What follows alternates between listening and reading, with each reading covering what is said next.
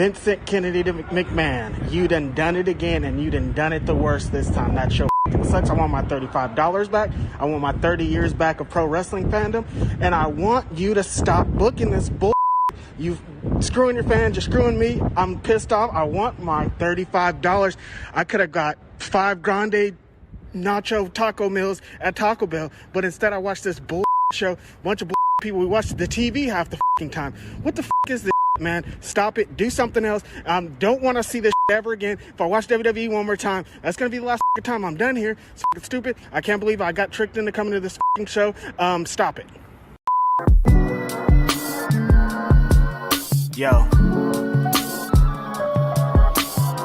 It's Grapsody with Will, Phil, and Reg, trying to keep it real instead of what you usually get from these talking heads. It's Grapsody, we're here to fill the void. 3 black fans, different perspective, got to fill your voice. Coming with the podcast, talking majors, indies in between. Yeah, it's all that, and we're down with Fightful, better fall back. Coming for respect, we connect like a ball bat. No need to double check, these are all facts. You're listening to us talk raps. You're listening to us talk raps. Will, Phil, and Reg. Yeah, we're Grapsody, here to talk raps. Yeah, we're Grapsody, here to talk raps. Dang, Reg, tell them how you really feel. The beeps make it so much funnier. Oh my God. Jeez Louise. Yep. Hey, welcome to Grapsody. It is Saturday, October 16th. And shout out to my little brother, Gary, because upon saying the date, I just realized it's his birthday. Shout out to Gary. Yep. But yes, I am Will Washington, and I'm not alone here. You heard him all throughout the intro. He is Mr. Black Wrestling's himself, is Righteous Reg. Yes. I'm rapping, I'm yelling, you know. Just a regular old Saturday. Appreciate y'all being here. And also here is Mr. Philip Lindsey. Yo, I am here. 3 hours of sleep. We're rocking. We're going to change his name to Phil Spaces Lindsey for the next episode. Space God. Hey, this is the Space God right here. Like, honestly, if you want to hear, if you are one of the people, because we get it all the time, of like, who can't get enough of Grapsody throughout the week, just check out Twitter Spaces, because you are guaranteed to get some great Philip Lindsey content straight up all throughout the week. This was a crazy week for Spaces, by the way. Like, if there was ever a week where Twitter Spaces was on fire, this was the week. Definitely. I feel like every day there was just another and some big topics in each one. And it kept going. So, yeah, stay with us on Twitter, because we got our Twitter handles right here. And you never know when you might hear from us throughout the week. But you hear this show every Saturday at noon Eastern, 9 a.m. Pacific. Got to get used to that. Noon Eastern, 9 a.m. Pacific. And we're right here. We're at Fightful.com, YouTube.com/Fightful. If you're watching live, and we're on so many different means of keeping up with this show. But if you are watching live, we definitely want to hear from you in that YouTube chat. Send us those super chats, and we'll read them here on the show. Especially send us those super chats today, because Reg needs his $35 back, and if he's not going to get it from Vince, send my $35, Vincent Kennedy to McMahon. I want my money, bro. I just want to see the 35 pop up across the bottom, just from Vince McMahon. It's like, Reg, hey, I'm sorry, man. I deserve it. I watched SmackDown too, bro. You owe me another 35, maybe. oh, 70. Yeah. We're spitting now. Okay. And I watched NXT. Send me another 35. Look, send all the checks. Send my money, bro. Send my money. Oh man, I had fun with wrestling this week. Even if in some ways it's ironic fun, I had fun with pro wrestling this week. That's what I was telling somebody after the Raw show. I was like, it actually sucked, but it kind of worked out. Like, being an awful show, like, benefited for me. I don't know about the rest of y'all, but I'm like, I don't know if they would have had like a good show if the response would have been the same, because I wouldn't have ranted if it was a great show. I would have been happy about the show WWE if it didn't suck. All right, look, I'm gonna save it until it's not time yet. It's not time. Yeah. Well, Ryan in the chat, thank you for the super chat, Ryan. He said, I can listen to Reg tell us all day what fast food he could have bought instead of seeing WWE. Arby's, I could have got some Del Taco. I could have got a Sonic Arby's. drink. I could have got, bro, come on, man. KFC, Churches, Popeyes. Look, bro, I could have been eating good. Instead, I brought in Boston baked beans, my own Boston baked beans, and they were better than the entire show of Raw. Wait a minute. You brought beans? The candy, not the beans, bro. I was seriously picturing Reg just like with a can of beans. Just Y'all trying to hit me with this nigga over here eating beans? Look, no, man. They're candy-coated peanuts. Boston baked beans. Look them up. What do I look like bringing beans into... Oh, okay. I was real confused. I was about to say, wait a minute, man. I legit Come on, y'all. Come on, man. Are they opened already, or did I bring a can opener also to the fucking show? You sit here at Raw just like clamp and twist. Yeah. It's just like disgruntled while doing it, man. Yeah, you know what? That's the perfect opportunity to just jump into the topics, right? Because Raw is Reg. Jeez, all right, Louise, you went to what ended up being kind of and I'm sorry if you can see the tears in my eyes. I'm laughing at that. So you went to what ended up being a fairly remarkable Raw for a number of reasons. Right. Because you took a picture that I don't think you saw, at least at the time. I don't think you anticipated your picture being used in so many like articles and things like that. Because that ended up being the picture that everybody was referencing, talking about the attendance of Raw, which, we talked about it a little bit last week, and some were wondering if we were maybe seeing an anomaly, or maybe the ticket counters maybe had it wrong. Shout out to WrestleTix, and no, that wasn't the case. They were very much spot on, in that this was a show that in, I think, full capacity, it's like 18,000. But like, you're never going to run a wrestling show at full capacity. So, with the wrestling stage in there, probably looking at, you'll probably take away like, 5,000 seats. So we're talking about 13,000 likely for wrestling. But this particular show had 4,000 people in attendance. I think it was like 3,900 paid. $35 of my money. I mean, and like, you could tell on TV watching it, there was a lot of canned audio.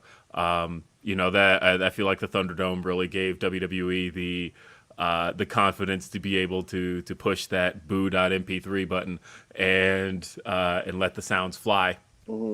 But and shout out to Tyler. What's good, fam? Will dogging out. I was never gonna. It's funny that it happened on the first episode, so it's officially like in the canon of Grapsody. But there were a number of things. I mean, you could tell like throughout matches that it wasn't as active a crowd as I guess you're maybe used to hearing, and at least visually, you could see they were very much keeping tight shots. That the entire camera side of the arena was pretty much empty. The upper decks were curtained off. And I know, and it's not to say that it's really just a drawing problem, because they drew really well at the Toyota Center just last night. They sold it out. And there were a lot of things where you had mentioned, as far as your experience, Reg, that there were people arguing over having to show their Vax cards.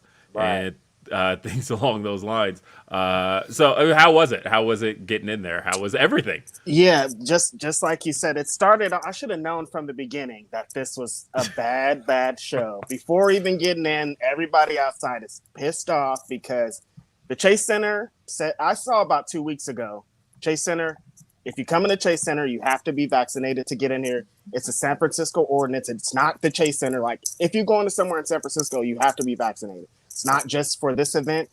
It's every event ever. And so people are fighting with Chase Center staff. They're arguing, talking about they're going to sue the Chase Center because they didn't know they paid They're $35 to come to the show all the way. I drove 2 hours to get here. Why'd you drive 2 hours to come to this sorry ass Raw? I did all this to blah, blah, blah, and I'm going to sue this, and I'm mad, and I'm angry, and can I get a refund? And then they're really mad because Chase Center was sending them back to Ticketmaster.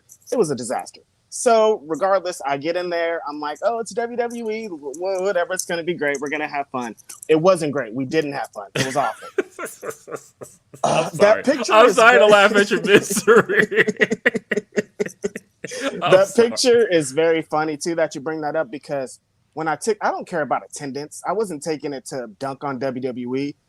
So I was just like, yo, this is where I'm sitting. This is where I'm at. Like, I didn't know that people were going to be like, wow, there's nobody here. There's not this. Because honestly, if there's more than 100 people, I'd go to independent wrestling shows. So like, if there's a bunch of people there, there's a bunch of people there. When people are like, how many people are there? I'm like, a lot. I don't know, dude.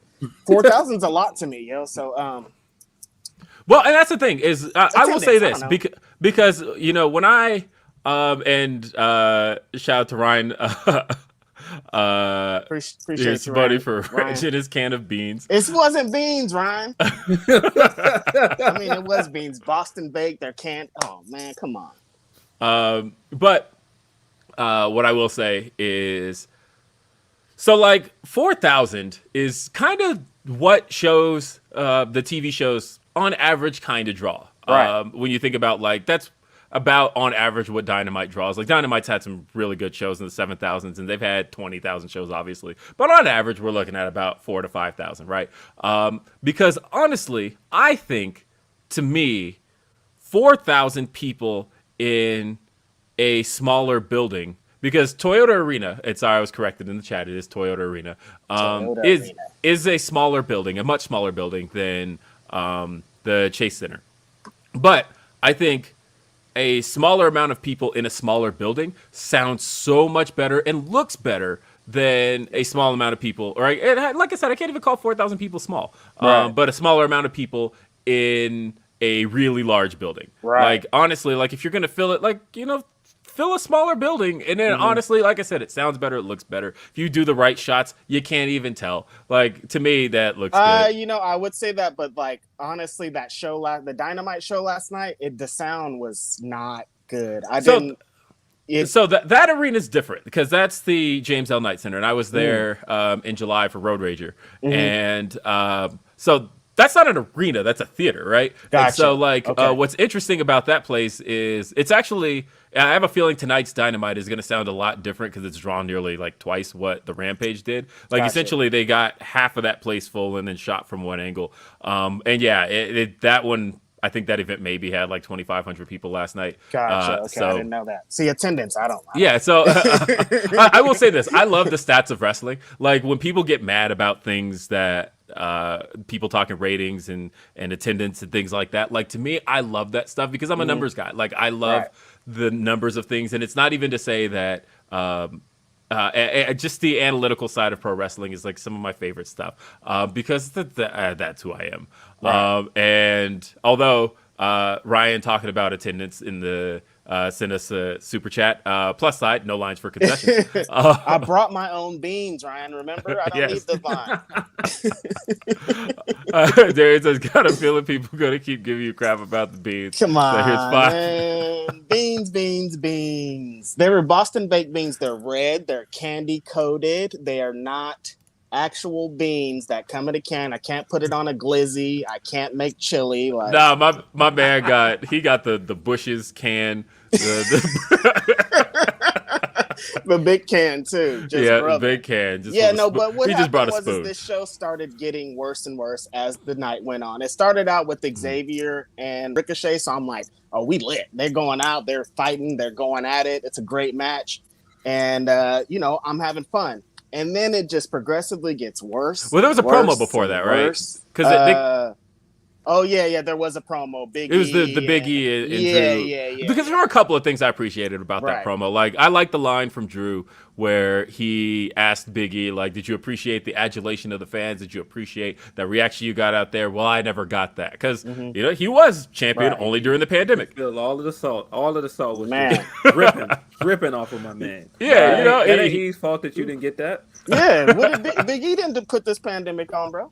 But like I said, I like that line because I like that. Like that is a good motivator for like anybody who was only champ during the pandemic. Like Right. as a character, I should feel motivated by that. Like you had me wrestling in front of like screens. You had me holding up my championship in front of the Best Buy TV section. To steal a line from Paul Griffin. But you know, and instead.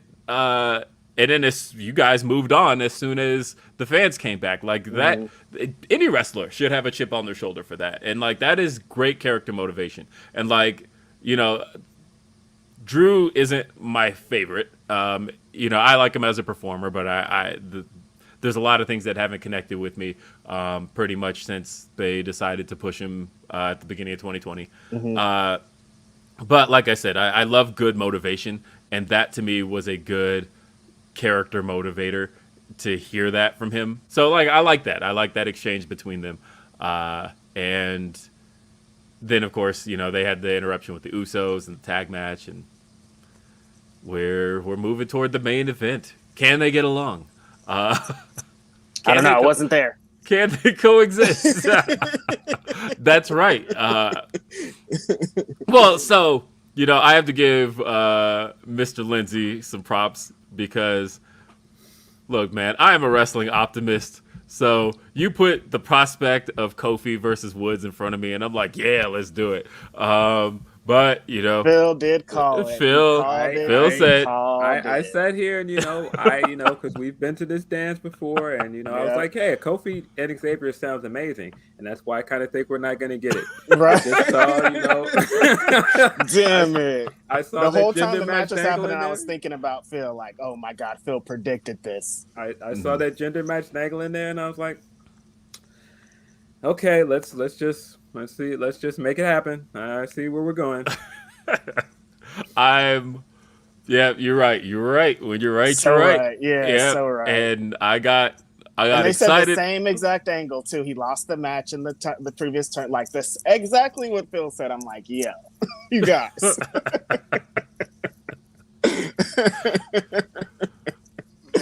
Damn it. Yeah, it was just worse and worse and worse. The matches started getting shorter and shorter, and people stopped caring. We were watching the TV. When I say we're watching the TV, there's a big Titantron, but we're just watching that the whole time because they're showing backstage segments. They're showing old WWE 24 bits. They're showing random charity videos and KFC spots. And it's like, yo, I don't want to see KFC spots no more. I just want to see people in this ring wrestling right now. That's all I want. So somebody will come to the ring, they'll turn the lights off after their entrance and show a video for 5 minutes, and then the other person will come down, they'll get in the ring, wrestle for 13 seconds, and then the match is over. Yo, I just saw 13 seconds worth of actual wrestling and 25 minutes worth of dumb videos. Leave me alone. Sorry to cover up Reg real quick on the screen because we got a really big super chat from Drew. Thank you so much, Drew. Shit. Wrapping up my week by supporting the best new podcast in existence.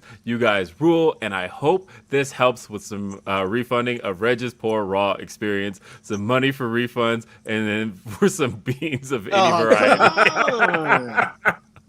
I'm doomed with this bean bit. Huh? And love to you and Fightful. Thank you so much. Appreciate you, Drew. That's awesome, I really man. appreciate that. Thank you. That makes me very happy. Yeah. Unlike Raw, which made me sad. But, you know, not going to discount anybody else's super chats because we got Stellar Justin Lopez. He said they're about to give Jinder that crown, aren't they? You know what? So. I'm not feeling confident anymore. I'm like, I don't know. I don't know what they're gonna do, but I don't feel confident. They also could get Finn it too. Like like based on last night, I think we're definitely getting Jinder versus Finn in the final. Right? Yeah, I think that's what it's looking like. Feels like it. I shouldn't be laughing because I'm laughing at the absurdity of the idea that the King of the Ring in its current form only exists because Xavier spent so much time on social media pushing to bring back the King of the Ring. Of the year. It's just like King of the Ring, more than the current King of the Ring did, and they were just like, "Thanks for the idea, Xavier." So I'm still hoping he's rewarded for that, and so optimist in me is still like, "Come on, man, you got to do something." He's gonna be rewarded. You got to do something for him in the finals, probably. Like Xavier is he's up there, man. He's one of my like current favorites in the biz, and I just want to see my man rewarded and for what he does. The shout out to Pluggo. Keep up the killer stuff, guys. Thank you. Shout out to Pluggo. So so talking about, but first off, yeah, like you said, Ricochet versus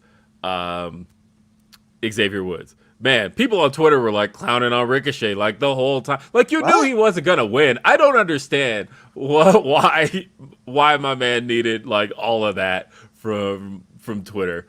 People were posting his promos and they were like, "Come on, you guys." Stop it with the Ricochet thing. Promos don't matter. You know what's funny? You were just talking about Drew McIntyre, and you said that in 2020 they started pushing him, and something didn't click for him. You know what didn't click? It's because they kept making him do promos. Every week he would come out and do promos, and people started getting less and less interested because they kept making him talk. Because everybody thinks the only way you can be WWE champion, the only way you can do this is if you talk. But look what happens when you talk. Board. Drew McIntyre is number one example of that because he came in with all this stuff. He came in hot, super hot. When he was on the Indies, he didn't talk. He just kicked ass. When he was in NXT, he didn't talk. He just kicked ass. Then he comes to Raw, talk. Board. You guys need to relax on this promo thing. It's a big joke to you. You only think because Hulk Hogan used to come out and do 5-hour promos that this is how it's supposed to go. That's old shit. That shit's whack, yo. You put him in the ring. You put Ricochet in the ring and just say, go for it. I swear, at the end of every match, people will love him. It ain't about no promos, man. That's bullshit. There's only about 5 people in the world that are good at promos, and half of them don't even talk. Look at half of the people that are great at promos. They give them managers still. Look. Promos are dumb. You guys need to relax and get over it. It's about a whole million other things, man. Relax. Nobody cares about what's going on in the ring. We're bored half the time. And they have to read lines. It doesn't even matter about promos. They're all reading the same dumbass lines anyways. Done. Okay, thank you. Yeah. I guess you got a third. You can add a third thing. Promos. Ryan sent us a super chat. He said, yes. Reg is known for 2 things: hating Crocs and eating beans. And hating promos. Jesus, it happens so often. It's dumb. Yeah, we got JoJo. Brock Lesnar was champion for like 5 years. He didn't say one word. Just wanted to thank Reg for the list of wrestlers I should look into. What is that? Now I need to see Calvin Tankman and AJ Gray on a national show. Same here. And I have a feeling a lot of that's going to be happening really soon. Definitely. And because I agree with you on the promo thing. I very much felt like promos are definitely overvalued in the sense that because I saw somebody. They were talking about some of the all-time greats and things like that, and God, I'm trying to remember who was named, but it was somebody that I definitely see as an all-time great, and the replies on it were like, "Well, that dude's had trash promos," and I'm like, "Really? Like that's what we're doing right now? Like you're gonna discount everything this guy could do in the ring because you don't feel like he could talk? Like who?" Okay. So it's funny because WWE relies on him so much, but and it's amazing knowing what they've gotten wrong with him pretty much since 2003. But I'm specifically referring to Goldberg. You know what they got right about Goldberg at WCW? Goldberg didn't talk. Goldberg didn't even have matches. Goldberg got over on doing the least amount of all the things that people value in wrestling. And WWE's like finding him in his house to do a promo. Hey, Goldberg, what are you doing? Dude, we do not want to hear Goldberg talk.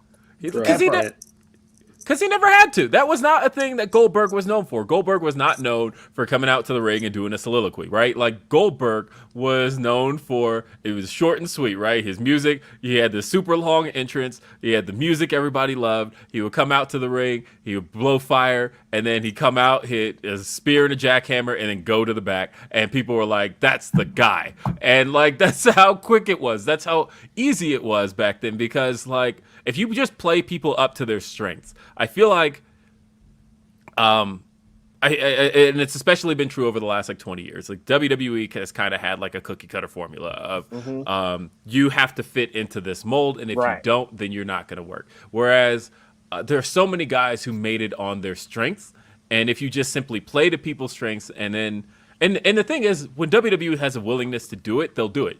Case in point, Brock Lesnar, right? Like, they tried to put Brock Lesnar solo. They tried to have him come out and cut promos. Anybody remember Give Me Goldberg from 2004? The way he got down on his knees? Cut one of the worst promos you've ever heard a main eventer cut. And nobody was like, or at least nobody at WWE was like, all right, we need to like trash Brock Lesnar because he can't cut promos. No, they were like, put him back with with Paul Heyman, because clearly that's what worked for him. And then he's had Paul Heyman ever since. And now he just keeps it short and sweet. They literally flew him out to California for one line and then sent him back. So, you know, I don't know. If you play people to their strengths, wrestling, there's so many things in wrestling that work. Not everybody has to work the one style. They just don't. Misfit in the chat says, first time watching. You guys are funny and great. Thank you for the super chat. And now look, they let Goldberg talk, and he's talking about killing Bobby Lashley. What was that? What are you talking about right now? Why are you saying you're going to kill him? Oh, bro, what? Stop it. I'm not feeling the killing stuff, man. No. Especially, I just need us to talk about the fact that he wants to kill this man for, in my opinion, his irresponsibility as a parent. You let your son jump in the ring and jump on this man's back from behind, and he was just defending himself. He got in there. Hey, next time, stay out of grown folks' business. Easy. That's all I'm saying. Easy. If a fan would have came and jumped on Goldberg's back, he would have did the same thing. And hey, Chris, shout out to Chris. I'm waiting for Phil's rant on WWE giving women mostly 2-minute matches again. Also, fun fact, Boston Baked Beans candy was developed in Chicago. A double Phil fact. All Chicago, and he trying to get me on some Bush beans. Come on. So that's part of the reason why I was pissed too with these 2-minute Queen's Crown matches. Like, yo, what are y'all doing? Queen's Crown tournament has been garbage so far. It has been complete and utter garbage. And you know, the thing is, pretty sure Shayna Baszler's winning the whole thing, right? Yeah. And so she's probably going to storm through some more matches. I would be surprised if the finals really quick as well. Shayna's matches being quick they make sense. That's what Shayna's does. But like every other match doesn't make sense. Yeah. It's silly at this point. It's silly. It's a here damn tournament. Like, y'all want women's wrestling? Here you go. And like, I don't feel like the effort's being put into this really at all. And it's I don't know.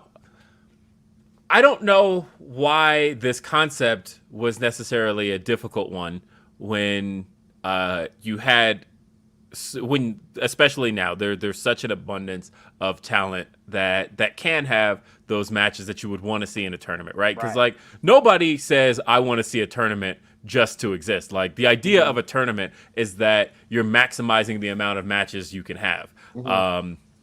And so at least from a booking perspective, you want to book a tournament, all of a sudden you've just given yourself more matches with almost a smaller amount of talent. And so like that's what a tournament is supposed to give you. So that's why wrestling fans get excited about tournaments, because it's like, oh my God, I'm going to see this match. I'm going to see this match. I'm going to see matches and the possibilities of this match. And like, they didn't do that at all. That is not what's happening with this Queen's Crown tournament. I'm not even sure who this was for or what exactly the appeal is. It's definitely not going to be looked at kindly, except like it's one of those things like, well, they'll pat themselves on the back like in a year where they actually do like a real Queen's Crown tournament, and they'll be like, look at us, we stepped it up. And it's like, but you also created the problem in the first place. And so, and hey, really quick back on the Goldberg topic, because we got another super chat. All Goldberg ever needed to say was, who's next? That's all you need. Promos are good when they get the point across. You don't need a lot of words for that. So easy. Who's next? 2 words. And, but yeah, it's But anyway, I still want to continue talking about Reg's experience because because more specifically, because like I said before, and somehow we got like way off topic on it. I want to give props to the fact that I thought Xavier and Ricochet delivered, and I really do think they did deliver on so many fronts. And I feel like that's an example. Like they definitely get it with the King of the Ring, that they get, hey, when these wrestlers lined up, it creates possibilities, and we could see a match that we maybe haven't seen before or have seen very little of, and get to see some new chemistry happen and some guys make magic happen. I thought Ricochet and Xavier did so well out there, and I was happy with that match by the end. And I got happy with the possibility of Xavier moving on to face Kofi. And then I was like, oh, Kofi Jinder, this is easy, man. This is the easiest booking. Like, it's so fan pleasing. You do, like, you put Kofi, it's obvious, he's won the title at WrestleMania. He's a former WWE champion. He's beaten guys like Randy Orton. And, you know, Kofi is legit. He's been around a long time. Nobody takes Jinder seriously. This is the easiest writing imaginable. I feel so sorry for Kofi. He's just been having an awful time. Like every time he's involved, like Lashley just throttled him. That one, like he has just been going through it these last couple of months, man. It's like they are using him as like a building stepping stone type thing, but it's like not time for that yet. Or like, I don't know what the hell they're doing. It's like, it's frustrating. Yeah, I think once they realize that we get upset when Kofi loses, they have decided they're going to use that as their way of getting heat. Right. The problem is that doesn't get heat on Lashley. That doesn't get heat on Jinder in this particular situation. It's making us look at them like, what are you guys doing? Yep. Exactly. So what was the tipping point for you? Because you didn't stay for the whole show. Okay, so after Jinder beat Kofi, I was walking out. I was leaving. I'm like, come on, this is a scam. This is stupid. I hate it. But then I remembered that the main event was Sasha and Bianca against Becky and Charlotte. So I'm like, yo, I got to see Sasha and Bianca as a team. How can I leave? So luckily, the match was coming up right after the break or whatever. I'm like, all right, let me get back in here. So all the women come down to the ring. I'm like, oh, great match. They all start brawling. The match is thrown out in like 14 seconds. I'm like, all right. After they threw out the match the first time, I left. I don't even know what they did after that. They could have made another match. That was that was it. As soon as they threw the tag match out after 14 seconds, I was gone because I knew exactly what was going on here. You're not about to trick me into waiting for it. No, I'm out. I'm gone. So that's when I left the arena and my rant happened. Yeah. So they did restart it, and then it still didn't have a finish though, right? I don't know what happened. I didn't watch the rest of it. I was in my car driving back to Oakland. Because I'll say this when it comes to WWE television, it sucks. So my daughter has a class on Monday nights. So I have not been able to watch Raw live since she started this class. Oh, you're lucky. I sit outside her class, and I said this last week, but my thoughts are, I mean, it's always like either take a nap or watch Raw. And I'm like, I'll just nap. And so I nap outside her class in my car until it's time, and then I get home, and luckily by that point Raw's on my DVR and I can get through it. WWE television is very difficult for me to watch live because of the fact that there's just so much to skip, and like I don't skip matches. I love in-ring wrestling, and so if I will make sure that when it comes time for matches I always stop, but like the things I don't particularly care for are, and I recognize they have their use. So they are for somebody, just not for me. But I don't need a recap of last week. Nope. Man, YouTube exists. Twitter exists. There's Even so many worse, ways. I don't need a recap of the show I'm currently watching. I don't need a recap of the show I'm currently watching. Honestly, so I will continually hit that 15-second skip. And hey, Kate, love Kate. Here's $5 of that 35 that's owed to Reg for that Thanks, ticket. Kate. Love having you here at Fightful. Thank you, Kate. And hey, Kate last night on the Friday night recap show was excellent. So shout out to Kate. Happy to be here at Fightful. It's great. We loving it. Yeah. So I don't know. You can't fast forward in real life. Yeah, you can't fast forward to real life. I know, right? So like so it is painful for me when they I don't know where this came from, because it's a recent phenomenon, right? Where they'll have somebody come out in their entrance and then they stand in the ring and then they cut to like video packages and then we go to commercial, and then we go to a backstage segment, and then we come back, and it is a reminder of, hey, that dude that was coming out to the ring, he's still here. And he's just standing in the ring he's just been standing here for the last 5 to 10 minutes, and now you're going to see his opponent. I don't know who thought that strategy up, but like that sucks. And that doesn't work for live audiences, but that doesn't work for me as a TV viewer either, because like maybe it's just because I've been conditioned for the last 34 years of watching pro wrestling, but like entrance match is usually how that works. But this whole easy. like entrance, promos, commercial break, package for what happened earlier in the show, rundown of the card for the pay-per-view, and then back to that entrance that you forgot about, followed by the guy who's coming out. Followed by the match that's shorter than everything we just saw in the last 5 minutes. It's like, what are y'all doing? Leave me alone, Vince McMahon.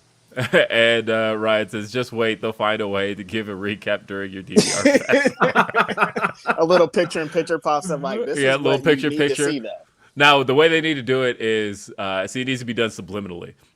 See, this is why they pay me the big bucks. What you do is that you put little pieces of a recap throughout the show, but like play it really slowly so that it doesn't. So like during the show, you may just hear like a random, but like all of a sudden when you start fast forwarding, it's just a recap because it all finally came. Don't together. be giving them Will. Don't give them ideas, Will. Do not. Somebody's writing this down right now. Like, that's a great idea. But anyway, so Raw. As far as Reg is concerned, so next time they come through town, spending your 35 again. No. And you didn't I wish even I have had 4 sets of pants so I can get 4 thumbs down. That show was awful. Vince McMahon, you should be ashamed of yourself. And Bruce Pritchard, I know it's you. It's you and Johnny Ace. Y'all are trash. Get these old men out of here. They ain't doing nothing but trying to do what got them to the glory. Let's relive the Attitude Era. All the matches were 14 seconds in. That show was awful. I want my $35 back. And look, what you need to do is just rehash just throw everything out that you know. When you think of an idea that you used to know, forget about it. Think of a new idea because your old ideas suck. Your shows suck. They're awful. They're dumb. Stop making 205 Live 13 minutes. Make it a full hour. You doing it at your own place. What are we doing here? You're filming it yourself. Why is it only 15 minutes? You got a whole bunch of wrestlers that could be on this show. Stop being done with all your time, you guys. That show's the biggest lie like told on TV now. Because what? It's I believe 205 Live at one point was called the fastest hour on television. So 1, it's no longer an hour. Nope. 2, there's definitely no 205 limit any longer. We saw Odyssey Jones wrestle last night. Yeah. And also, it's not really on television. So, like, you combine all lies, all cap. Like, everything taglines are gone. 205 Live is just a lie. Raw sucks. Let's please move on. All right. Well, let's move on to something it was awful, you guys. Don't go. There was something that that was actually enjoyed by pretty much everybody who got a chance to watch it. And Phil, this one's yours because we saw last weekend the Knockouts Knockdown. So October is a good month, right? Because October 28th, 2018, that was WWE Evolution, right? For the last 3 years, we've been waiting for them to give us a follow-up to Evolution. Now they've done a lot of pump faking. Then all of a sudden, it just wasn't happening. Then we got all excuses from their fans and them as to why it's not happening. So this year, we get NWA Empower, which was phenomenal. And then we get the return of, Knockouts Knockdown. And it was also great. So now I'm kind of like, what's your excuse? And then at the same time, I'm looking around like your first Queen's Crown tournament is garbage. What are you doing? And I feel like those two events prove that you could have easily taken Queen's Crown and made that a 16-woman tournament and made it into a network special. Mm-hmm. Why didn't you just do that? Even if you just wanted to make it like, network exclusive matches every week leading up to the finals somewhere, Right. you could have done that. Yep. But do something that makes this event feel special. And they have not done that. Anyway, thank you, Fert. I don't know. I appreciate your blank super chat. Yeah. Fert spitting. So anyway, Knockdown was fantastic. I thought that they did the tournament the correct way here. Even if you're gonna have quick matches to start the thing, you wrap up and you get to the semifinals and the finals, and you get the great matches. Obviously, Tasha Steelz and Mercedes Martinez made it all the way to the finals. Finals was fantastic. I thought Rachel Ellering proved again why she was a big missed opportunity for WWE and anybody who did sign her after she left, because AEW too. She wrestled Dark there a couple times. Yeah. She and Mercedes Martinez had a great match. Mercedes Martinez went crazy. Yeah, that was great. I thought we got the great, Masha Slamovich versus Diana, which was a phenomenal match. I have been hoping that someone would snatch up Masha, and it was cool to see Impact give her that moment and then sign her afterwards. She definitely deserves it. Diana, what can I say? I think that she is, bar none, the best women's champion in the U.S. Anybody that hears this take and you don't like it, feel free to at me. I will respond. She is the best women's champion in the U.S. Fight me. And Phil go for it. Hey, I will respond. So the only thing that I was kind of confused by was why did they have the tag match last? And I mean, I thought the Influence they're a good team, and I'm a big fan of the Decay, but I thought that they should have ended on the finals match. Yeah, because that was the better match. Just based purely off that, I think. Yeah. With that said, the tag team match was good, but it wasn't as good as the matches before it. So I was just confused as to why that was the main event. But then we got the surprise of the night that the Inspiration will be coming to the Knockout Zone. To the Knockouts division, and they will be challenging Decay for the tag titles at Bound for Glory. I think they've been doing great stuff. Also have to give, the nod to Vader Scott and Mickie James on commentary, because they did a fantastic job. Can't say enough good things about everything Mickie has done since she's left WWE. I hope this is, proof positive and somebody gives her a women's division to be the head of and produce shows for, because she is a great asset to any company. How about that Knockouts Ball match too? Savannah Evans. Ooh-wee. Yes, out there Savannah Evans was another great pickup. And I will say Impact was in a weird spot, sometime last year, because they had just lost Kylie. They had just lost a few other people, but I think they're clicking right now. And think, like I said, Tasha Steelz to me was one of the breakout showings of the tournament. Did not win, but she's eventually coming for that title. She's getting that belt, man. Everything she's done this year is tremendous. Yeah. And, hey, again, missed opportunity with Mercedes Martinez. She's eventually going to get her title shot after winning the tournament. And again, that is another match that is going to be phenomenal.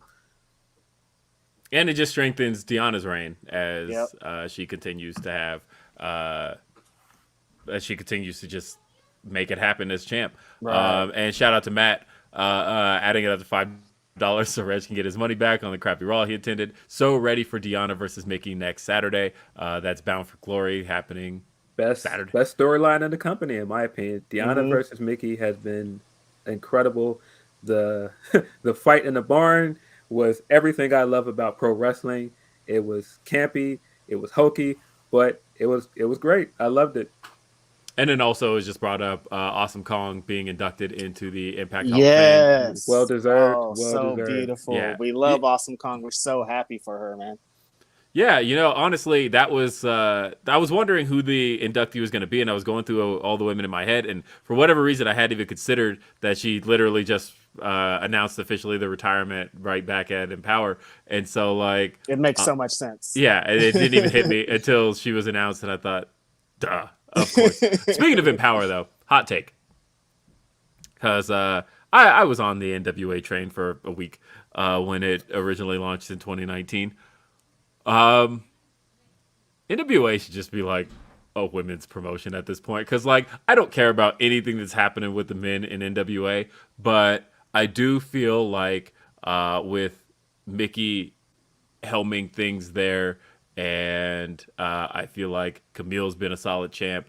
I think honestly, I don't care for Tyrus in the slightest, and if you ditched everything about that promotion, their women are way strong. Allison and Marty, like you can. Yep. It'll be great if you. Yeah. Men, honestly, just the National Women's Alliance at that point. just seriously. Yeah, just drop everything else. Hey, if you're gonna do, we'll let our woman speak before I say anything. For Ridge Beans. Yeah, Alex, why are you doing this to me? The forbidden door for women's wrestling is Impact, and other companies need to step it up. God. Yeah, I mean, I'm hey, dead. I think NWA Empower is one of the best shows of the year so far. I kind of think it was better than Evolution in terms of the way they utilize talent, and I really enjoyed the way that Knockouts Knockdown played off of the momentum that they got from Empower, and you could see that a lot of the work that they put into Empower came here, and they followed up on it, and I thought that was great. Right. It is a shame to me that the biggest wrestling company in the world is not on the same bandwagon, especially when they have a ridiculous wealth of talent on their roster in terms of women. They can film it at any time in their own facility. Yeah, I'm never going to stop saying it. I don't want to hear the excuses. Give us Evolution 2. Stop saying it was the worst pay-per-view. That's cap. I don't believe it. You got to show me the metrics if that's what it is. Show me the Carfax. I don't believe it. Give us Evolution 2. Yeah, because I'm curious, because like maybe you can throw that out there as far as like pay-per-view buys, but this is during the network era, and WWE doesn't necessarily release pay-per-view viewership for the network shows. And it's forever anyways. It's not just one day. Like, people can watch it in a year. It doesn't matter. And like the other thing too is I know like people were, because I've seen people rag on the attendance of it as well. I'm pretty sure, if I'm not mistaken, that was originally just like a house show, right? That they turned into Evolution. That it wasn't originally sold as Evolution. It was like, hey, here's a WWE house show that we're running, and then it's like, well, we've got the show anyway. Let's just send our TV crew there. And they didn't even send like the full TV crew, because like the set wasn't the full set. It was the house show set. And so it like it's almost like you put in minimal effort and then get minimal results, and are like, well, what are we supposed to do? We tried. No. I'm not accepting that. Give us Evolution 2. If you're not going to do that, bring back the Mae Young Classic. Do something else. I don't want to hear that you can't do anything with your women. Other companies are showing you that you can. Do something else. Do something else. Well, there's a lot more to talk about here, because one of the big topics again this week, Top Dolla put out a tweet about Jordans.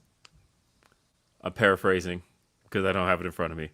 But as a matter of fact, you know what? I'm going to actually pull it up, because I want to make sure that I am doing... Get my man's words correct. Yes, I want to make sure I'm doing everything justice. I don't want to paraphrase nothing. Even though my man did a whole lot of tweeting. So it's going to take me a minute. It'll be hard to find. Yeah. Or is it going to be hard to find? You know what I can do? We're just going to search for... Top Dollar. There's a bunch of news stories. Yep. Top Dollar gets into it with AEW VP. Shut up. Yep. Well, that was the funny part, too, was that, it did lead to some interesting beefs here. Right. But... man, what is What the hell? Why can't I find the actual tweet? Let me see. There it is. Found it. So on October 13th, Top Dolla of the Hit Row. Hit Row. Yep, he tweeted, some of y'all favorite wrestlers only wear sneakers on camera to seem cool and hip, but in real life, they rock Vans and Asics exclusively. But y'all not ready for that conversation. And but like, that's the point though? If they're talking about the Young Bucks, that's literally the point. Yeah. But that's another conversation to be had, I think. So because if you watch Being the Elite, they go and buy. They're like, look, we're obnoxious. We buy shoes because we're gonna wear them on TV. It's like the gimmick. It's like the point of the Young Buck. Yeah. Me and Reg have conversations all the time about how Black wrestlers in wrestling will talk about things of the culture, and then you'll have these dorks in wrestling that don't know what they're talking about, but they'll put their 2 cents in. And I saw a lot of people that are saying, who is he to say anything about them and their shoes? He hasn't done anything in wrestling yet. He's not talking about wrestling, you dweebs. Right. He is talking about the culture. Yeah. And he has every right to talk about shoe culture or whatever else that he thinks is a part of the culture. And wrestling culture, too, because he's a wrestler, and you guys are just dorks on the internet. So, yeah, I understood what he meant. We had a conversation last week when it pertained to Tessa and people being culture vultures out here and, using the culture for wrestling and then, outside of that, wanting nothing to do with that. Now, I'm not going to sit here and say that that's what the Bucks are, but I can see his point and why he felt that way and why he raised that part of the equation, because there aren't a lot of people saying that because sneaker culture is hot right now. I hate sneaker culture for keeping it a buck. and D-Lo Diggs, we'll get to that in a second because that's a part of the story. But yes, continue. Yeah, but I feel like sneaker culture is hot right now, so everybody wants to jump on the bandwagon. And that's not to say that some people can't come to it late. But if Top Dollar wants to take shots based on that, it's wrestling. Everybody can take shots at anybody. Anybody can get it. That's what it is. Yeah, so I'm obviously not as down on the Young Bucks as a lot of black folks tend to be. They're my favorite tag team of all time. They're honestly, no one's better. The Usos are not better. The Young Bucks are better than the Usos. Grapsody official. Watch it. Jack Black Jeff. I'm rolling with my guy. Yeah, because I am a big fan of the Bucks. I was late to the game on the Young Bucks in that when I had to do the Decade End Awards, which feels like an eternity ago, but was less than 2 years ago, I gave Usos Tag Team of the Decade. But I do realize in hindsight that you was capping. Just how much I was missing out on the Bucks. And they had an incredible tag team run. I think there's a lot of projection on them for a lot of stuff that you really can't find a whole lot of proof of, because I've seen it from people. I've seen I don't like the Bucks, they're Trump supporters, but like literally the only words that have ever been uttered from them on Trump is that we're not Trump supporters. And like Nick Jackson literally put out an Instagram that was like it was of him getting his vaccination, and he's like, people think we're anti-vaxxers and Trumpers, and it's weird. And like I've seen people pull out the old retweets, which were they were retweets when like Nick Jackson was like 19 of Chris Jericho. Like that's the person to point at. Like he was retweeting Jericho, and so like I don't know. I don't know any of that, so I can't like specifically say as far as the Young Bucks are concerned. I can use that as a reason to dislike them when ultimately, look, man, I don't know any of that because they haven't put any of that officially out there. That's all speculation. I only know about the wrestling, and I like it. Yeah. Hey, let me get into something because people think that they are coming with some big revelation when they find out that some white wrestler is a Republican. A lot of these guys are Republican guys. I'm sorry, but that is the fact of the matter. The black ones too. A lot of these guys Your former are WWE champion. Don't look up that guy's stuff. Yeah, don't look up Bobby Lashley. No, You know what I mean? You're not gonna be happy talking about it. But like honestly, and the other thing too is again though, people pick their favorites, right? Because like there are the stories out there from years ago of AJ Styles pitching a fit when Barack Obama won. Like there's stuff, man, and the guy community. Like Exactly. honestly, AJ has like a couple things. I will say you will lose a lot of your favorites if The Undertaker. If you start digging into a lot of their political leaning. So like I try to just, as long as they're not active with it on social media, as long as they're not like a Drake Wirtz, I can, at least it's like an out of sight, out of mind kind of thing. So that's my stance on that. As far Hogan's like, they recorded me. I was trying to not do a show without saying Hogan, but it was just there. I swear. Hogan's like, I could have been the same, but they were recording me, brother. D-Lo said Britt's comment on wearing Crocs legit popped me. D-Lo, man, come on, man. That's why Deanna's better than her as world champion. Deanna don't wear Crocs. Deanna probably definitely wear Crocs. For this bit. Hey, they're best friends, so they probably shop for Crocs together. But Definitely. But as far as the Bucks and sneaker culture are concerned, the one thing I'll say is that when it comes to them versus a lot of other white wrestlers, the two of them are genuinely basketball fans. And so I can at least say when it comes to them and sneaker culture, they at least have that much of an end where it doesn't seem like they're necessary. Like with the gimmick right now with them, like, we're the Young Bucks, we make millions, so we're going to spend it on expensive shoes.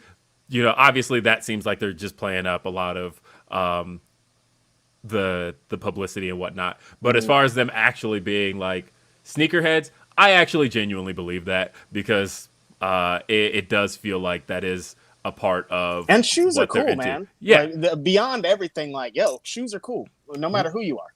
With all of that said, though, I think one, Top Dollar never specified who he was talking about because, CM Punk also gave away some Jordans on TV. He could have been talking about anybody. And hell, he could have been talking. Well, I was gonna say he could have been talking about people in WWE until I'm like, he could have been talking about Roman. Yeah, until he decided to make sure that you knew who he was talking about. Yeah. Because he did. If you didn't know, now you know. Yeah, well, because MVP had said names or you capping. And then Top Dollar said, I prefer not to mention members of the competition. But if you watch their show, they tell on themselves. So then it was like, okay, it's a little clearer who he's talking. He could still be talking about Roman. He is a member of the competition, and that is his show. I was like, okay, but he's not 5'8", though. That's the only thing. It's a little bit clearer who they're talking about.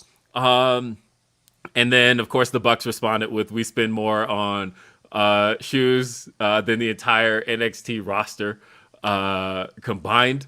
And again, these are shots. These are shots. Hey. Shots are fun. This is what we're here for. Pew pew. Like this is what we do. I love it. And then Top Dollar responded, rapping over the Young Buck beat, and it was actually pretty good. As a matter of fact, I will say this. Because there was a time where I used to find myself extremely disappointed at WWE missing opportunities. As a matter of fact, I once said this in a conversation with Swerve, and this was just like 2-3 years ago.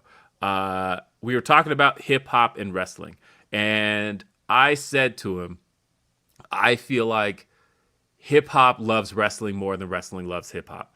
1,000%. And I felt like, just off the top of my head, there's that Lil Wayne line where he said, Weezy and his clique leave a 40 biatches, $1 Million Man Baby, Ted DiBiase.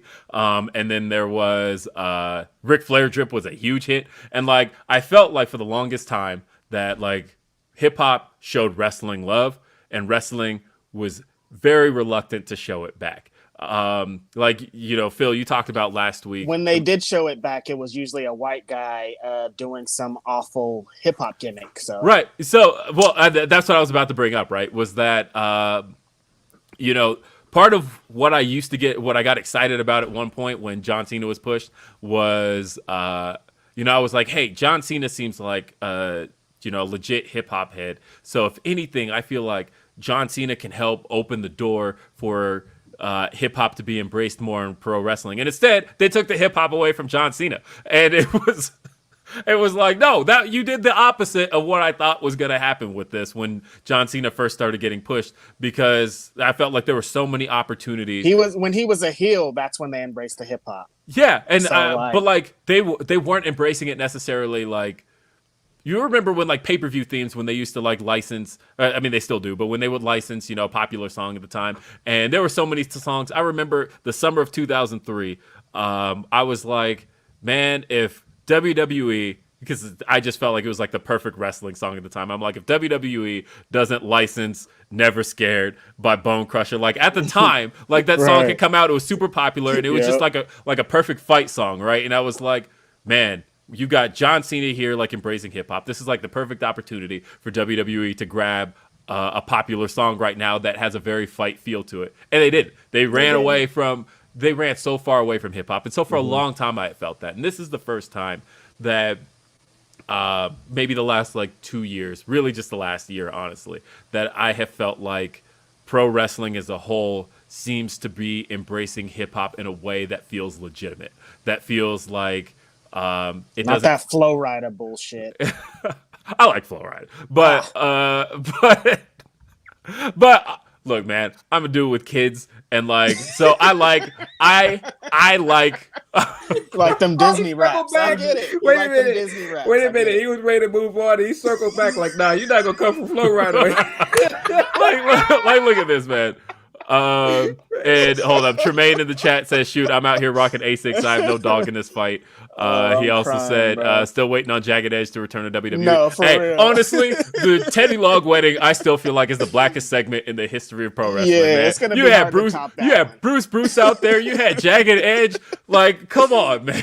That one's gonna be hard to top as far as black. You can't get blacker than Bruce, and Jagged Edge. Seriously.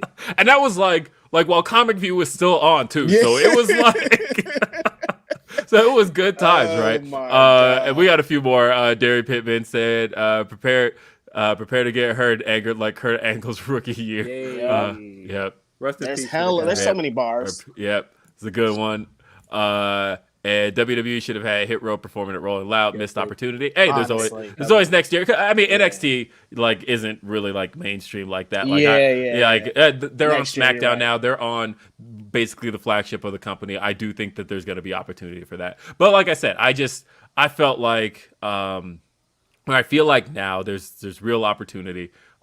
Wait. Sorry, I got off track. Flow Rider.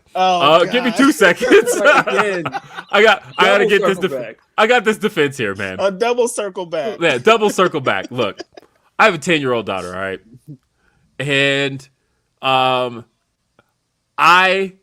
listen to a lot because it's all she can listen to. I listen to a lot of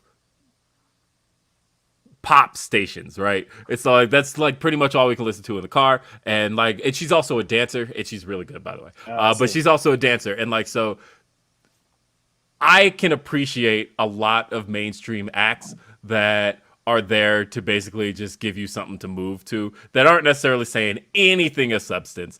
But I recognize why my daughter is into these things. Okay, I have to say Griselda, Rocky Marciano, Kendrick Lamar, J. Cole. I have to say all these names out loud because you said Flow Rider on our show. I just wanted to put. I have to say some rappers' names. Look, man. As soon as might be thinking of Flow Rider, never think of Flow Rider when you think of Grapsody. Will is just kidding right now. Look, man. Look. As soon as my daughter opens the passenger door, man, I can listen to whatever I want. But for the time being, and the thing is, she's actually really into hip hop. So there's that too. That of course, when's the last time Flow Riders even had a hit? But anyway. And Bone Crusher video appreciation. Thank you, Wallace. And Dante showing up late because I'm on CP time, but I got to throw in some It sports. Is what it is, big bro. We appreciate it.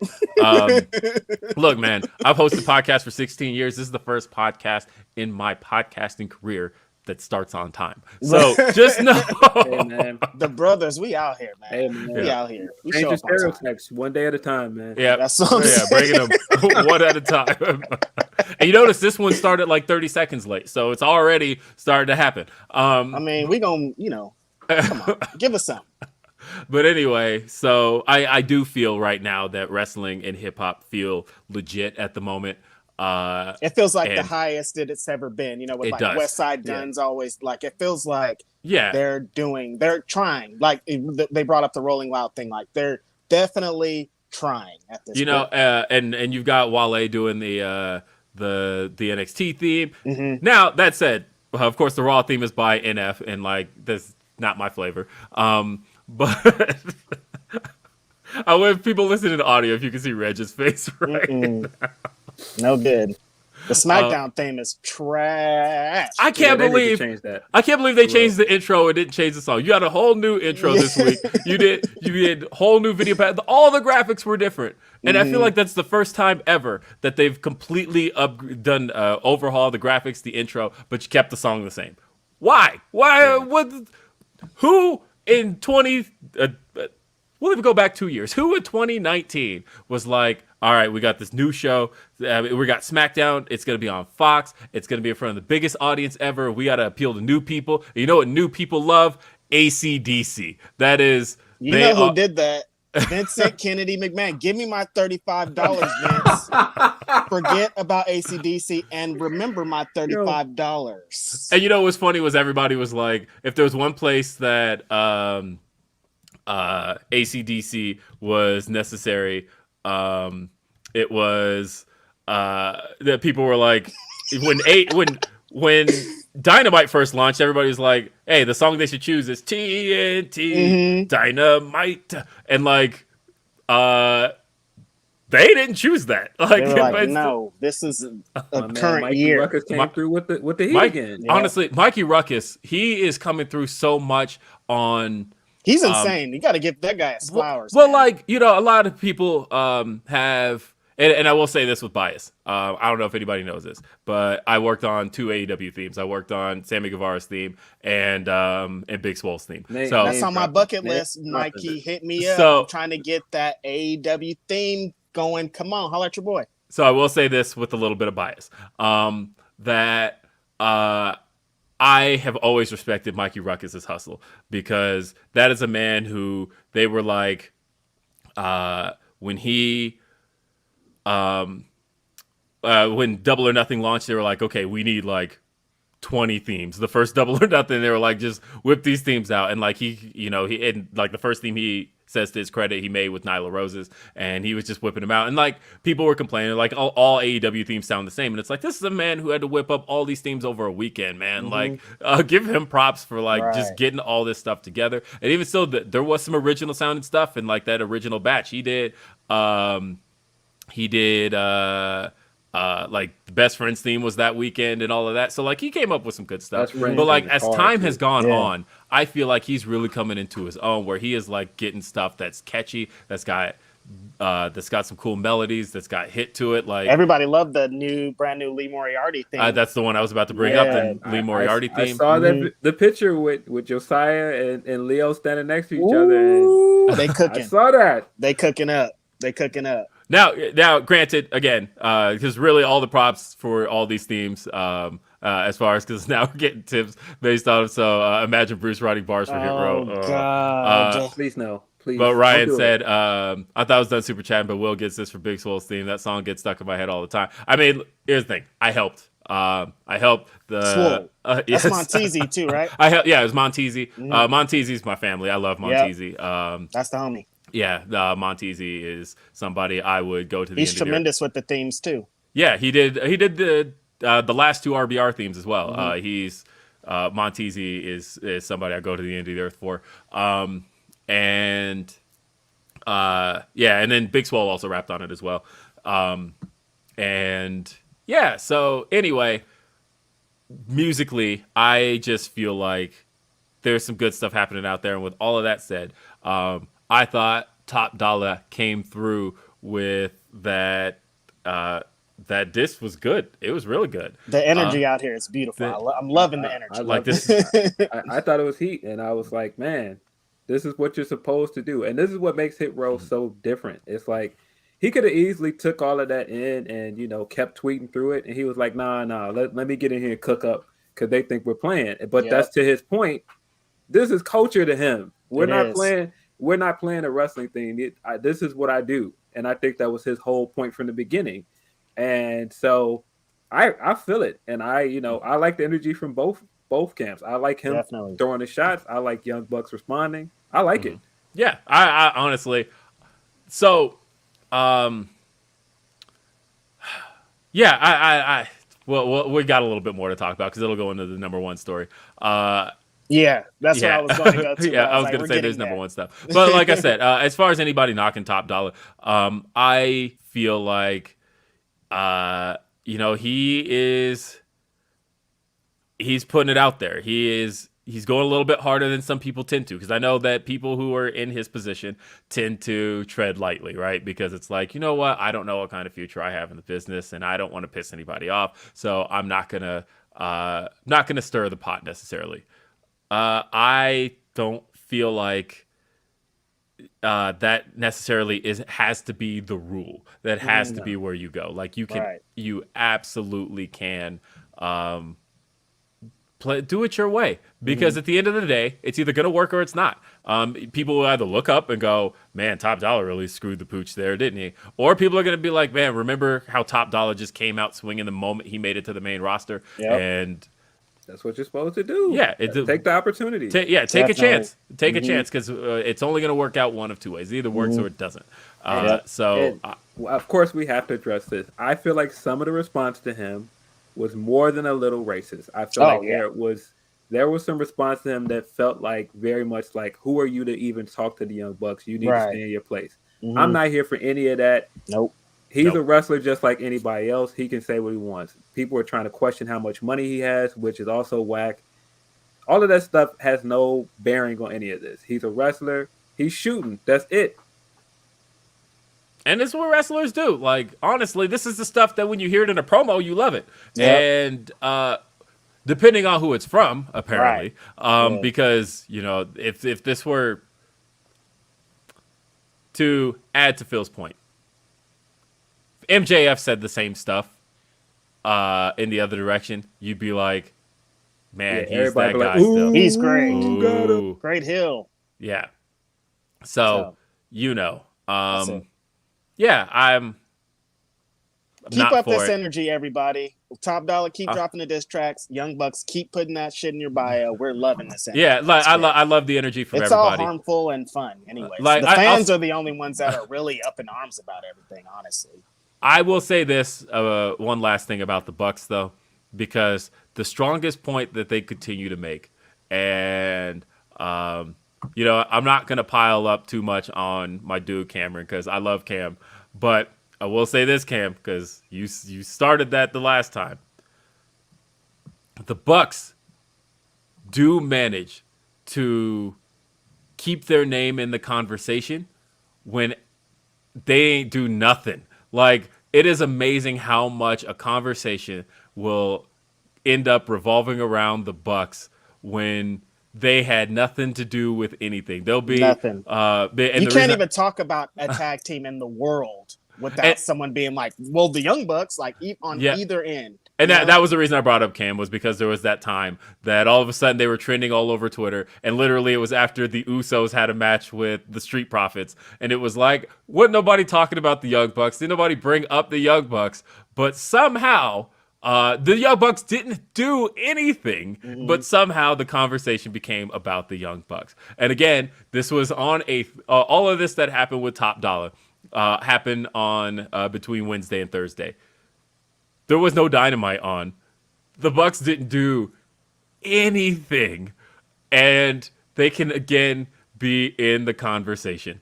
And it is amazing how much these two can rile people up so much. I think history is going to be really kind to them, simply because they have been on such high highs for so long, and they can get so many people talking about them. I mean, look, there was an entire Spaces called "Fuck the Young Bucks" on a Thursday, where the Young Bucks didn't wrestle, they didn't cut promos, they weren't on TV, they didn't do anything, but they can continually get people talking, and that is that is a skill in itself. That really is pro wrestling, and I can't knock him for that. You know who else I can't knock? So we've talked about Hit Row. We talked about we were talking about Hit Row. And you know what? Carmelo Hayes became the NXT North American champion this past Tuesday on NXT 2.0. And this was fun because I had concerns going into this night. I had concerns over the fact that it was very obvious to me. And it just was very clear. Swerve is losing the North American Championship. Right. And I was a little bit annoyed by that, in that I thought, of course he has to lose a title. He's going to SmackDown. Makes perfect sense. Except this is his only title defense.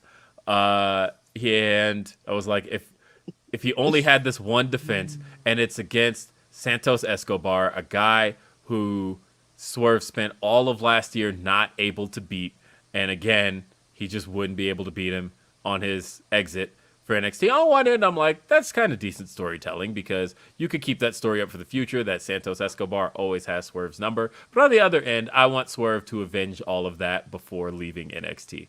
And so I was like a little disappointed over the idea that Swerve was going to lose to Santos Escobar, which made me pleasantly surprised when he didn't, because I thought they had a banger main event to close out NXT, and then Swerve retained.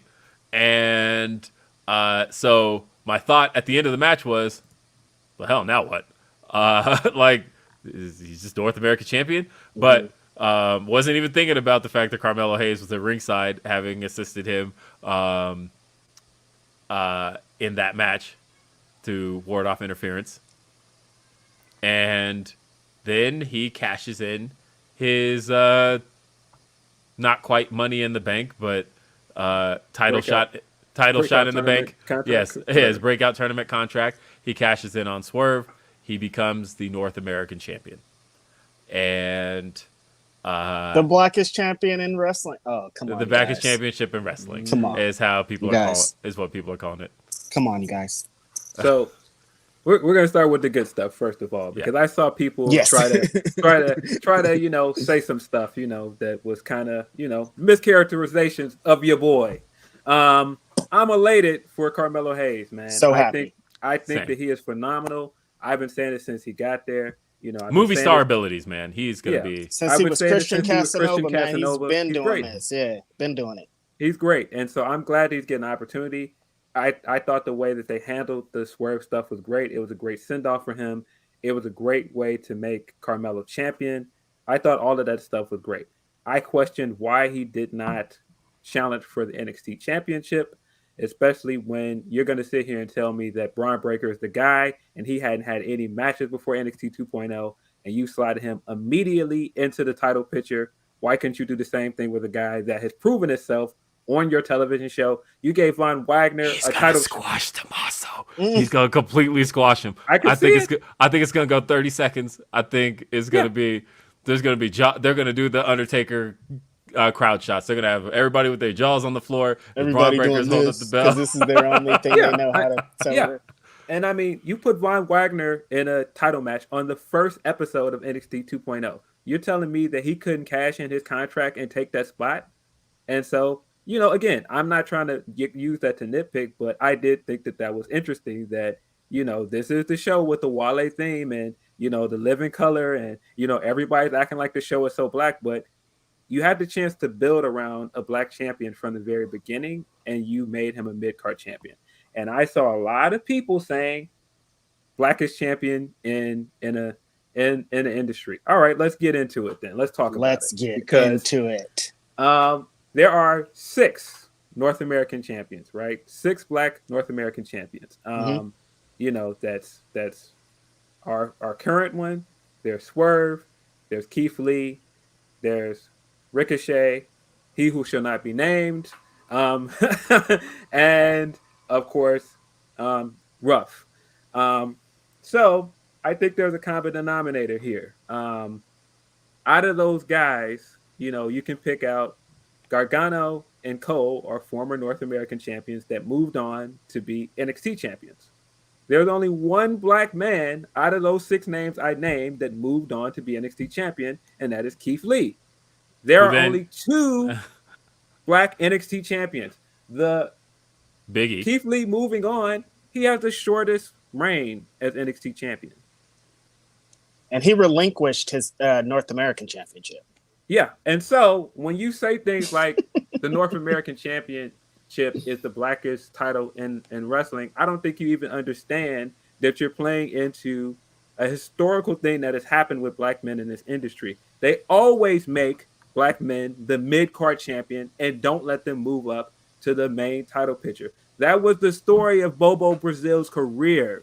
He is the most well-known NWA United States Championship holder. He held it at almost every branch of NWA. He was never recognized as world champion. And y'all gonna get up on the internet and go, oh, this is the blackest championship. You don't even understand the context and the history that you're putting around it.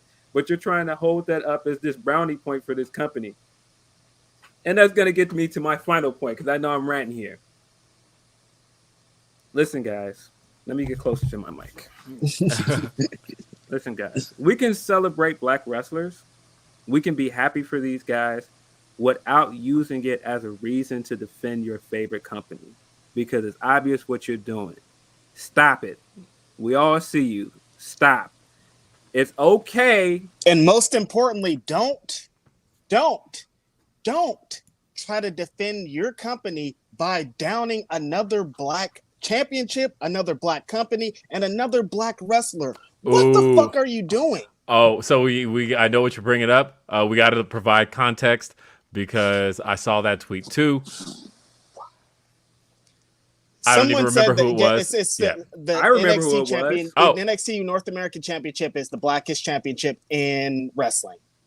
I remember when there's a black championship. Oh, but they actually brought up the Pan African Championship, which to me was like, you didn't have to do that. No. This is an actual world championship that is for us by us, and you're putting it next to a mid-card champion where they put black wrestlers that they're not ready to move up to the world title picture yet.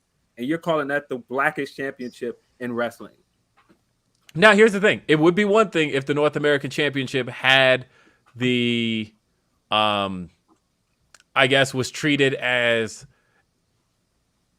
an aside to the NXT Championship. If it was like, okay, we have 2 established championships, 2 championships that matter, but I feel like WWE has never done that, at least in the last 30 years. It has been, this is the stepping stone championship. They treat it like the stepping stone.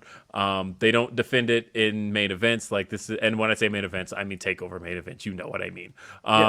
But so it's not necessarily seen as the championship in NXT, really, in any regard. So I get what you're saying. Yeah, and let's talk about the champions. Leon Ruff, he don't work there no more. He who can't be named can't even be named. Can't even be named. Keith Lee, we barely see him ever. We barely see him. Where is Keith Lee? That's a question all the time. So if this is too often this year, especially Ricochet, such a black great championship, then I like to say, and then what happened? They won the belt, and then what happened? Exactly. What happened after that? And hey, I'm gonna say this part too, because again, I saw people trying to, throw shots. I ain't gonna mention names, but I saw people throwing shots. Knock it off. I said, stop acting like this company loves black wrestling or black wrestlers to fit this narrative. I didn't even say the name of the company, and people were touched. But whatever. What I meant by that is I'm gonna clue you guys again into something, like I said with the Republicans. No company in wrestling loves black people. I'm just going to put that out there. None of these companies love us. They love money. And that's why I say all the time, support the wrestlers you want to see on TV, because that's what's going to matter.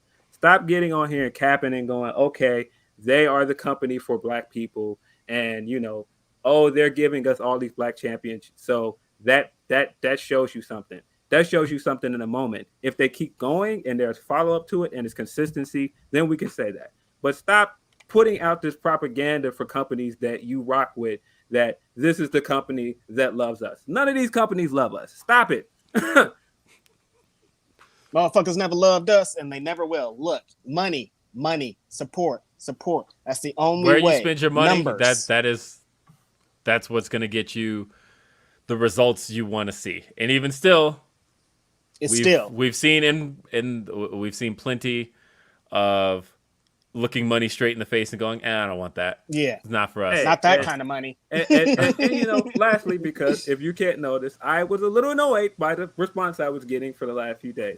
If you hear my words right now and you see this clip, you see what my tag is right above me right there.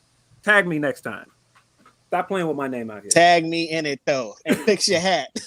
Exactly, and fix your hat when you come in our chat, and wipe your feet. Yes, money. Man. I guess the money's gonna lead us into our number one topic, because that's what. Ooh, the number one topic this week. You know what, man? It's all about money. I have to say, I am about this. Yesterday, Friday, October 15th, was the most fun I have had in a while. Look, man. WWE and AEW went head-to-head last week. And, people can say there's no competition. There's competition. There's absolutely competition. In so many ways. And WWE can say that we don't acknowledge competition, or we don't see them as competition. That's a load of shit. You talk to anybody in that company, it's not true. Specifically, WWE doesn't operate as if they don't see competition. WWE operates in a method of which it's kind of the opposite of what you remember. Anybody remember the Monday Night War DVD that came out 2004? The one that has the Gerald Briscoe clip of the biggest lesson of the Monday Night War is don't mess with Vince McMahon. That one. There's a lot of quotes in that are really funny today. The main one being Vince's quote where he's talking about WCW and he says, why would you try to hurt your competition? And he said, why would you try to hurt your competition? Focus on yourself. Focus on doing the best show you can do. Don't try to hurt your competition. Just do the best you can do, and that's how you win. And that is the story that Vince McMahon told. That is when you ask Triple H during the press conferences, or the media scrums, during the Wednesday Night War, he'd say, well, we're just going to focus on our putting on our best show, and we're not going to focus on them at all. We're just doing the best show we can do. And then he'd turn around and put on like a super card to combat like a regular episode of Dynamite, right? But anyway, my point here is that WWE, the way they've been operating as far as AEW is concerned, is to basically publicly, they're just a little niche thing. They don't really matter.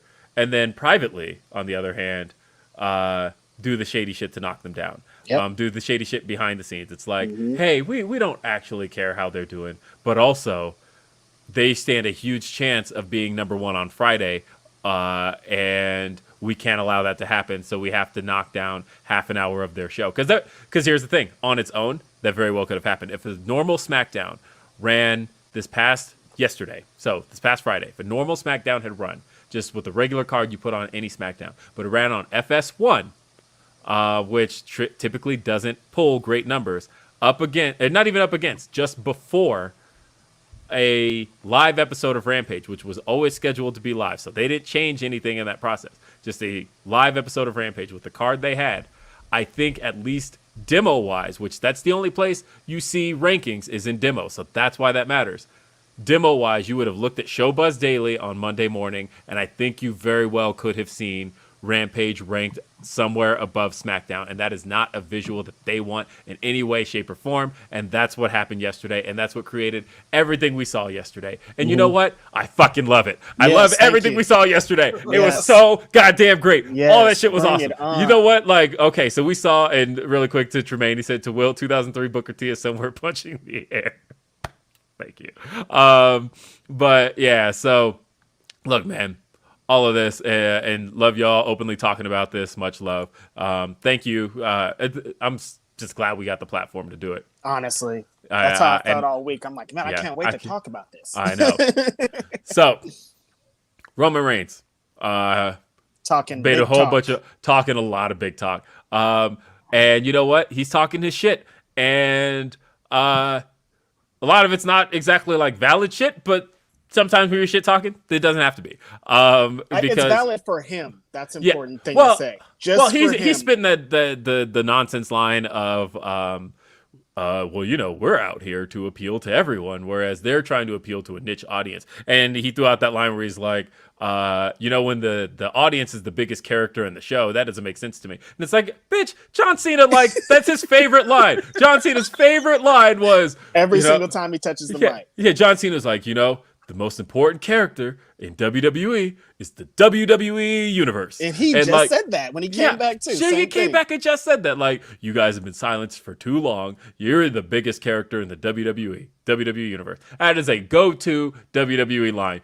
Don't even talk to me about, you're just mad because they got louder fans, but fine. And then the other line of like, well, we're here to appeal to everybody, including the hardcores. And, you know, we got the casual fan. No, you don't.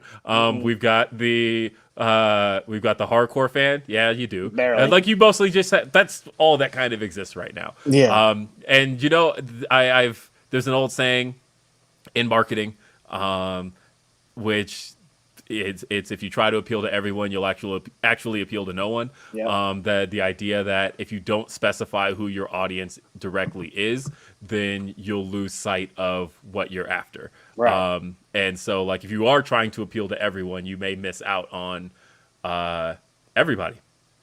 So, Eric Brady, holy hell, the audience shouldn't be the biggest character on the show. That should be Tajiri. Hey. Thank you, Eric. Honestly, there's shout out to MLW. Yeah. But anyway, though, I don't care. I thought that we got Daniel Bryan and Minoru Suzuki because of beef. And how could you complain? Honestly, and I loved it. I loved everything. Look, man, I love the shit talk. I love the shit talk from Tony. I thought Tony talking about how Vince... he was talking about Ted Turner. He said, let's play Big Bank, take Little Bank, is what he said. And he was like, look, he said, look, I got more money than them, so, like, honestly, if we want to play the commercial game, we'll play the commercial game, and I'll go no commercials, too. Look, man, we had, look at this chain of events. We had WWE announce that they're going an extra half hour. So then AEW comes along and they're like, we're going an hour in the other direction. So now we've got an hour and a half overlap. And then WWE's like, well, we're going no commercials. And AEW's like, well, we're going no commercials. And they're like, well, we got Sasha versus Becky Lynch as a main event. And we're like, well, we're opening with CM Punk versus Matt Sydal. And we're giving you Bryan Danielson versus Minoru Suzuki. And we're going to give Bobby Fish a little start. And he's going to face Lee Moriarty, which for me was like, my God, this man's getting it.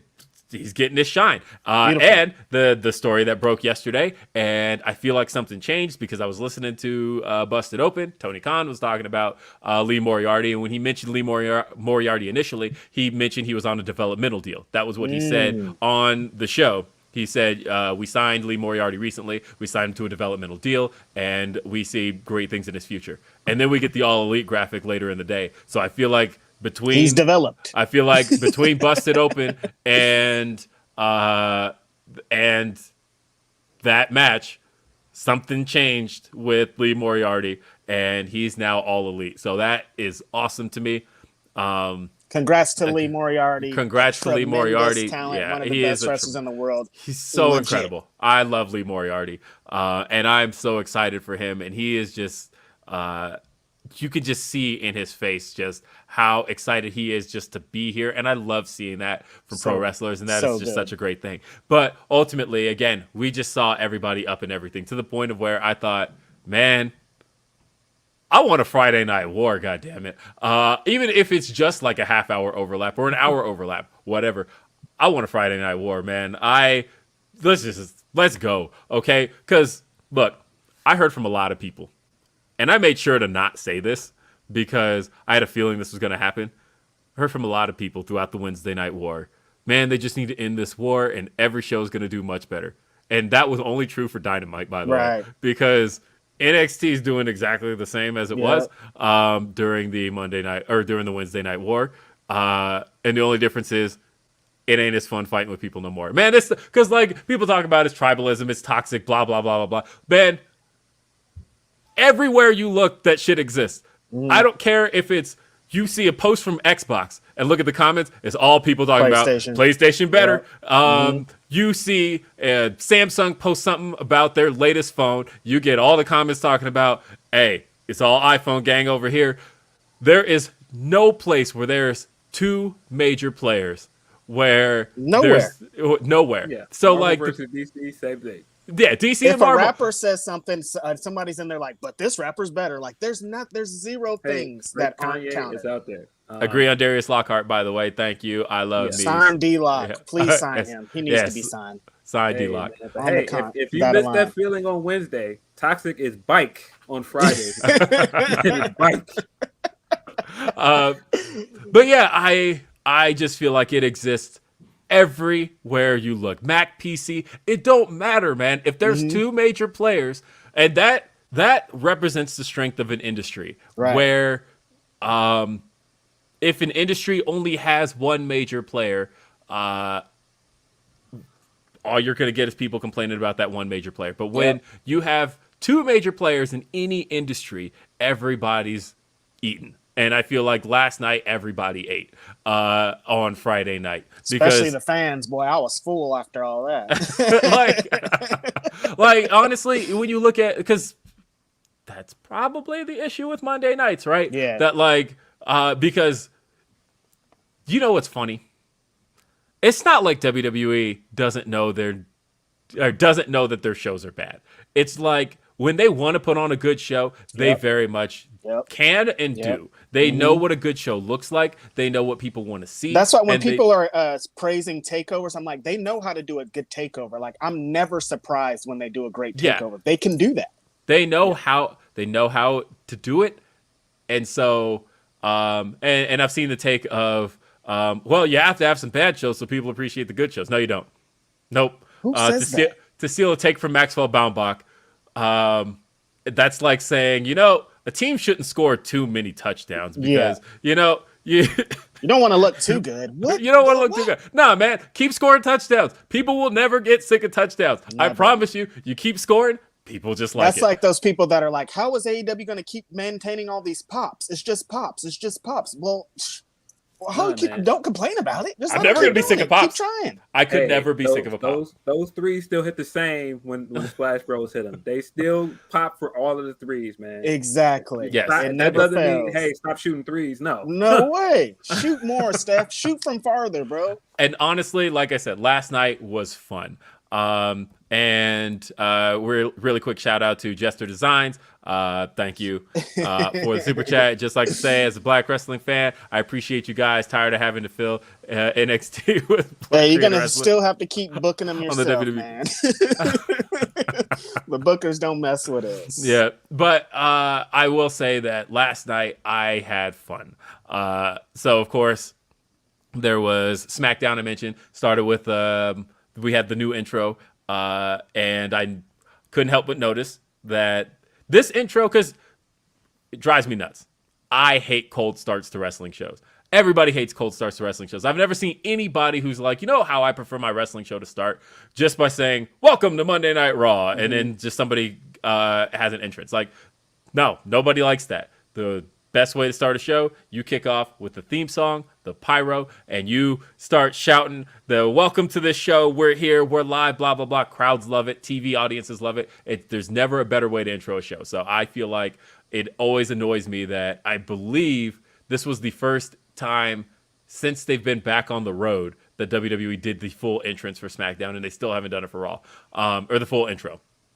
But I noticed that the intro was modified in a way where it looks like it's going to be easy to upgrade as time goes on, because like they don't have the like green screen shots anymore. So I am hoping that's the case. Started with an Edge promo. Wasn't for me. Yeah. So we talked about what promos. Are y'all talking about Edge and Rollins? We get it. They're Look, just fighting the cage already. Like, here's my thing. We talked about promos. It's been a very big conversation about, or we've had a very big conversation about promos on the show. I am not a big fan of promos without purpose, if that makes sense. I don't necessarily like somebody just coming out to the ring and just standing and talking. Like, if you're going to do it, like, I like an interviewer who's there, because like when you have the interviewer there, part of what that's good for is asking questions. So that way, it's almost like the purpose of this here is an interview, right? It's the difference between if think of it like a podcast, right? If like Sean Ross Sapp is interviewing somebody, right? And like he's there to give them topics to talk about, versus just somebody just standing there and just blurting out just stuff that they've recited off the top of their head. Like, there's a big difference between putting out between having an interview in the ring and just doing a monologue. And I feel like what Edge came out to do was a monologue, and I'm not necessarily into that. I think that if you're going to have somebody come out without the interview, it needs to be like a face-to-face. There needs to be a purpose to it. I will say this. I enjoyed the promo because it did build to the match. And I do like, during the pandemic, he was doing a lot of these backstage promos where, you know, there wasn't a lot of crowd noise behind him, and you could just hear his voice, and they were, you know, chilling, and they were cool. And I feel like this was the same vibe. But I think, to you guys' point, the only reason that it felt like it went on too long is because we've seen him and Rollins do this almost every week now. Yeah. And I feel like it didn't, especially with the Rollins promo later, because his promo was really, really long. I just feel like we know what the match is now. You've given us a promo every week. You could have given that time to the women to have a better Queen's Crown tournament match this week. Yeah, I agree. And yeah, I don't know. I definitely didn't watch the show live, by the way.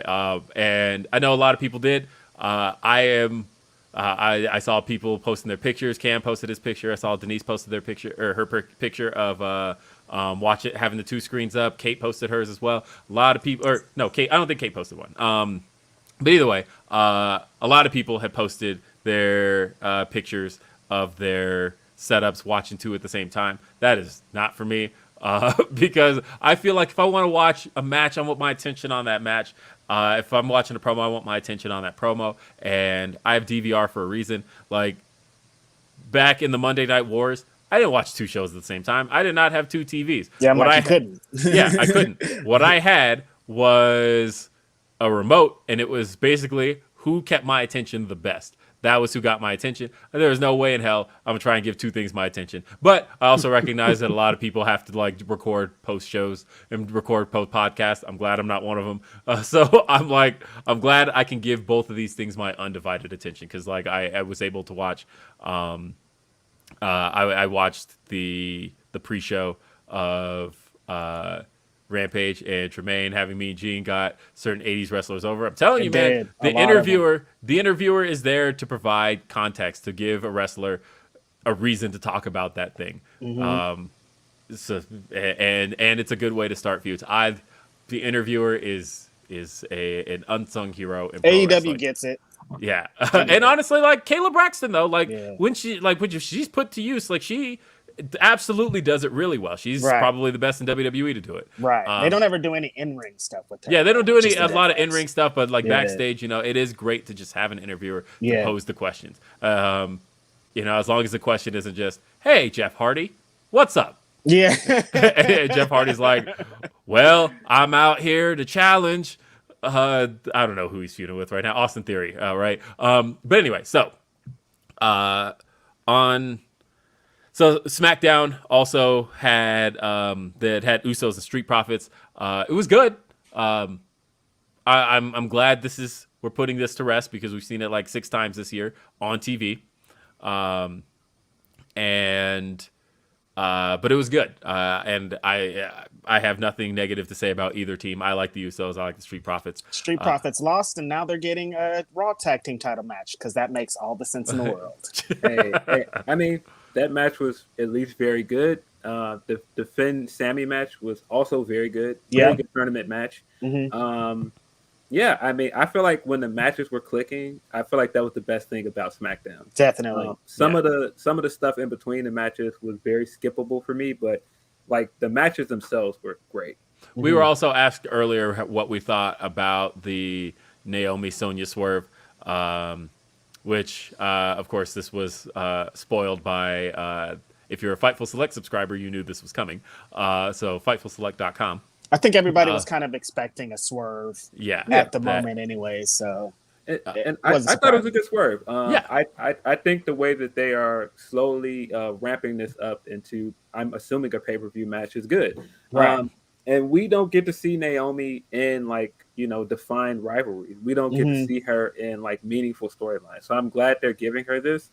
The Sonya stuff is teetering a line. It's teetering that line like right around, the Karen stuff, and it's a little racial without being racial. Yes, the discrimination is there. It feels kind of like, and it's I get it. That wrestling has always done it. Wrestling has always found a way to get people emotionally invested based off of things like racism without outright going into it sometimes. Big quotation on sometimes. So I think what they're doing is great, but the payoff has to be good. You can't do all of this, and the culmination of it isn't great. So Naomi has to get hers. She has to get it. She has to get her, and I feel like this has to end with her getting hers, and I hope it does. There was, I guess, really the only other major thing to talk about was the main event, Sasha Banks and Becky Lynch. Becky Lynch, of course, it was talked about how she hasn't lost a match one-on-one in almost 3 years, which is insane. Which means you're about to lose in WWE. Oh yeah, of course. If WWE brings up a stat, it's because they're about to break it. And if they ignore it, it's because they're about to repeat it. And so that is the usual go-to with WWE. And in this case, these two delivered, I thought. It's a great match. Yeah, very good match. It was still probably my third favorite, but only because the other two occurred on pay-per-view and were just better matches and bigger matches. This clicked, though. I loved. There's nothing better than a match with no commercial breaks, and because then you don't have to stop. And I was very surprised, in a sense, that Becky lost. Of course, but it is to continue, because the story that's going to continue after Sasha's out of the picture, of course, is Bianca and Becky. So therefore, the heat needs to stay between them. But yeah, I thought these two delivered. These two always deliver when they get in the ring together. They had 2 great matches in 2019. I think maybe 3 actually. But I know that some people, are on Sasha Banks, but Sasha Banks is one of the best women's wrestlers of all time. She just is. There's so much stuff that she does that helps a match. Her selling is always great. She's a great seller. This match was very physical. I think a lot of people's criticisms of Sasha, honestly, to me, are based on kind of outdated ideas about her, because she did. She was. When she first came to the main roster, she was probably the biggest boo-boo face perpetrator. That, like, you almost knew she was going to lose. If I've only had my belt for 1 day, of course I'm going to be boo-boo face too, bro. But it was like, if you could almost telegraph exactly how a match was going to end based on her facial expressions. But she's gotten a lot better at that. She's gotten a lot better at not telegraphing exactly what's going to happen. If she's whether or not she's happy with things. So like, I feel like that is a huge improvement for her. Right. But I feel like people still knock that against her. I've seen people who are like, oh, look at Sasha's face. She's probably not winning. And then she turns around and wins. And it's like, hey, she has just gotten better at not telegraphing how something's going to end. Because she also would sometimes have like a slight smirk on her face of like, ooh, I'm winning the title tonight. And it was I mean, to their credit, I will give WWE credit on this because I did knock them for other things with their women's wrestling. I think the way that both Sasha and Becky are presented is great because they both look like massive stars. Definitely. Treated like stars last night. And the match was really good. I didn't like the finish. I thought the whole, Becky getting hit on the arm with a braid and then taking the backstabber and getting pinned was weird. It was almost like they didn't want her to lock in the bank statement and tap, like they were trying to, protect her from tapping. But it almost unprotects her by having her lose to the backstabber because whoever loses to the backstabber. Exactly. It was a weird finish, but I thought the match was very good. Yeah, the match was awesome. They went for it. It was Sasha Banks is my favorite WWE women's wrestler of all time, just because when her matches are like about timing and about space, and she just like always goes 100% when she's in it. You know what I mean? And like she always seems like it's a fight, and I love that about Sasha Banks. She's amazing. That match was great. Yeah, it was very good. I was very happy with that. And then if you had YouTube on, there's some stuff to talk about because we saw. So I want to talk about two matches specifically. I want to talk about the Bobby Fish match with Lee Moriarty because Lee got to show out in front of that crowd, and not just that, but he did it again, which is a sign of somebody who has a connection. Because Bryan Danielson was the king of this when WWE fans knew nothing about him. If you can start a match in dead silence, but as the match goes on, they get more into it and more into it. Because, like, if you start off with a hot entrance, like, it's one thing to have two stars come out. You have the hot entrances. Everybody knows who you are. They're chanting your names. Everybody's going crazy, and they go crazy throughout the match. That's everything you could want. And it sucks when you get no reaction when you come out, and the match ends in dead silence. But when you come out with no reaction, but by the end of the match, that crowd knows you and is into you, that is a skill, and that is something that so few guys possess, but Lee Moriarty's one of them, and the way he was able to get the people behind him as the match went on. Like, there was a lot of Bobby Fish chants simply because familiarity. This is a name we know. This is a guy that, I've watched enough NXT to know who this is, or even followed in indies. Lee Moriarty had his chance, but they weren't that big. But as the match went on, you could feel people getting into him. And, like, for me, if I were ever going to sign somebody, if I had a criteria for signing somebody on the spot, that's my criteria. That's it. If you in the ring with just your work, not your words, not your speaking, not your promos, none of that, not your music, any of that. If simply with your in-ring abilities, if you are able to get the people behind you, that to me is somebody that I need to hang on to. And what's tremendous about Lee Moriarty is he doesn't do like high spots. Like Lee Moriarty and Dante Martin are two completely different wrestlers with what they do, but they both are going to bring you in with what they do. Lee Moriarty doesn't do flips. He's not on the top rope. He's not doing a bunch of crazy stuff. He's on the ground. He's wrapping his opponent up. He's trying to fight and, dislocate joints and stuff and just like grab onto his opponent and just show you that he's a real grappler. And that's what gets the fans into it, which makes it even crazier because a lot of people say that this style of wrestling, a lot of people don't even appreciate like technical grappling style of wrestling. And Lee Moriarty does what he does and people latch onto it. It's amazing. He just does so many things that I don't see a lot of guys in mainstream wrestling doing. There were several times that he did something and I was just like, what was that? And yeah, he just looked incredible. I thought the new theme song looks great. It sounds very similar to his indie theme. Again, shout out to Mikey Ruckus for getting perfect. Perfect. Great. And it's out there, by the way, on the AEW music YouTube. So the theme's out. So I was just saying the theme's out. So if you want to listen to it in full, go listen to it. and it's dope. And I mean, I just think it says everything that even if they weren't 100% on Lee yet, to go, we're competing with SmackDown and go, hey, we need to fill this card, and they were like, let's use Lee. Like that says a lot about what they see in him so far. So much, yeah. And I think that says a lot about how much people have supported him and how, unanimously he has been supported from day one since he's gotten there. And that just goes back to my point earlier. Support the wrestlers, guys. Supporting the companies is cool and doing the brands back and forth, but support the wrestlers because that's what's going to get guys like him on TV. Right. Yes. Drew gave a super chat. He said, and let's be real, 10 minutes in total for all the Queen's Crown matches, but who was WWE relying on to crush the competition last night? Yeah, the women are there when you need them. They'll come through. 10 minutes for a whole tournament is insane. So, I want to talk about a match that I've now watched 3 times. Look, man, I've said before, Bryan Danielson is my favorite wrestler currently and possibly all time.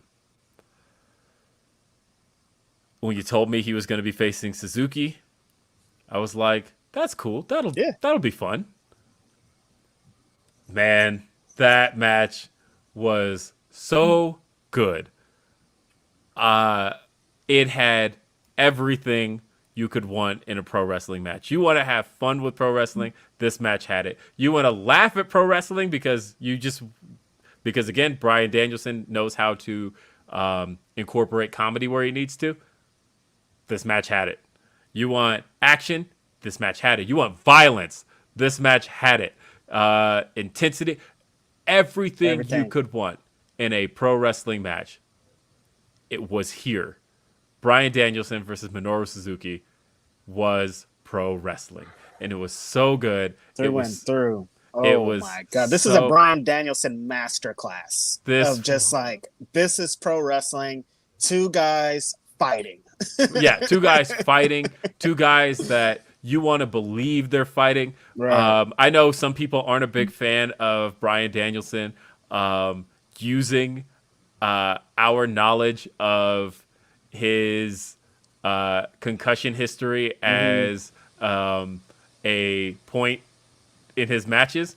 I love that because he knows. This man absolutely knows that when you see him take a Snapdragon suplex and he oversells it, it's because the fans in that building, he knows that the fans in that building are like, oh God, why did Bryan take that? He knows the one every time. He knows how to get that gas. And when him and Minoru Suzuki were trading those forearm shots and Suzuki hits him with that big one and he just like goes down on the ground dead and the crowd's chanting, holy shit. Magic out there, right? Like I said, I watched it a few times because after the first time I was like, damn, that was really good. But maybe it's recency bias that I'm feeling that was that good. Let me watch that again. And I watched it again, and I was like, nah, that's a 5-star match, man. Let me watch it. Let me watch that again. And I watched it again. I watched it twice last night and once this morning. That delivered. And you know the cool thing about this match delivering? Because I heard a lot of people asking, why wasn't this match on TV? Why didn't you put it on Rampage? Why did this end up in the buy-in? I'll tell you why this ended up in the buy-in, my friends.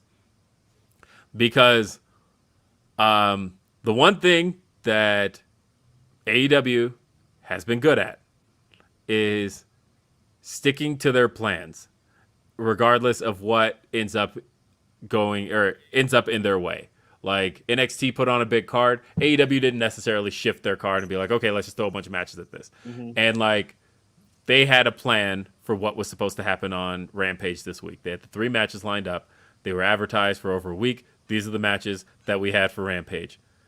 SmackDown came into their territory and they didn't just say, well, fuck what we lined up. It was like, okay, let's add on to what we lined up. But the show that we still had planned, because this is obviously still leading to stuff. It's still leading to stuff for Punk, still leading to stuff for the Men of the Year and Inner Circle. We're still leading somewhere with the women's picture.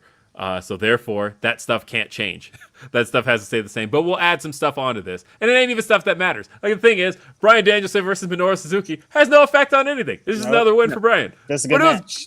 Yeah, and it was just a great match. And I didn't need it to matter. It was just good. It was good. I had fun with it. By the end of it, I was like, and the finisher exchange, the exchange of them hitting the ropes back and forth, and then reversing, not seeing each other coming, but then running knee hits, 1, 2, 3. Man, that is pro wrestling to me. That was this was a dream match for me. So when I was sitting at All Out and his music hit, first of all, I was like ecstatic that we're seeing Suzuki and we're getting Suzuki Mox, and I was like, but Bryan Danielson might be here. Are we gonna get Suzuki Danielson? And so to get it this soon, and then, I mean, I'm still on the fact that he has been there less than a month, and he's already given us 2 match of the year. Right. 2. If you want to be honest, he's probably given us 3, counting one of those Roman matches. Yeah. It's unbelievable. This match was insane.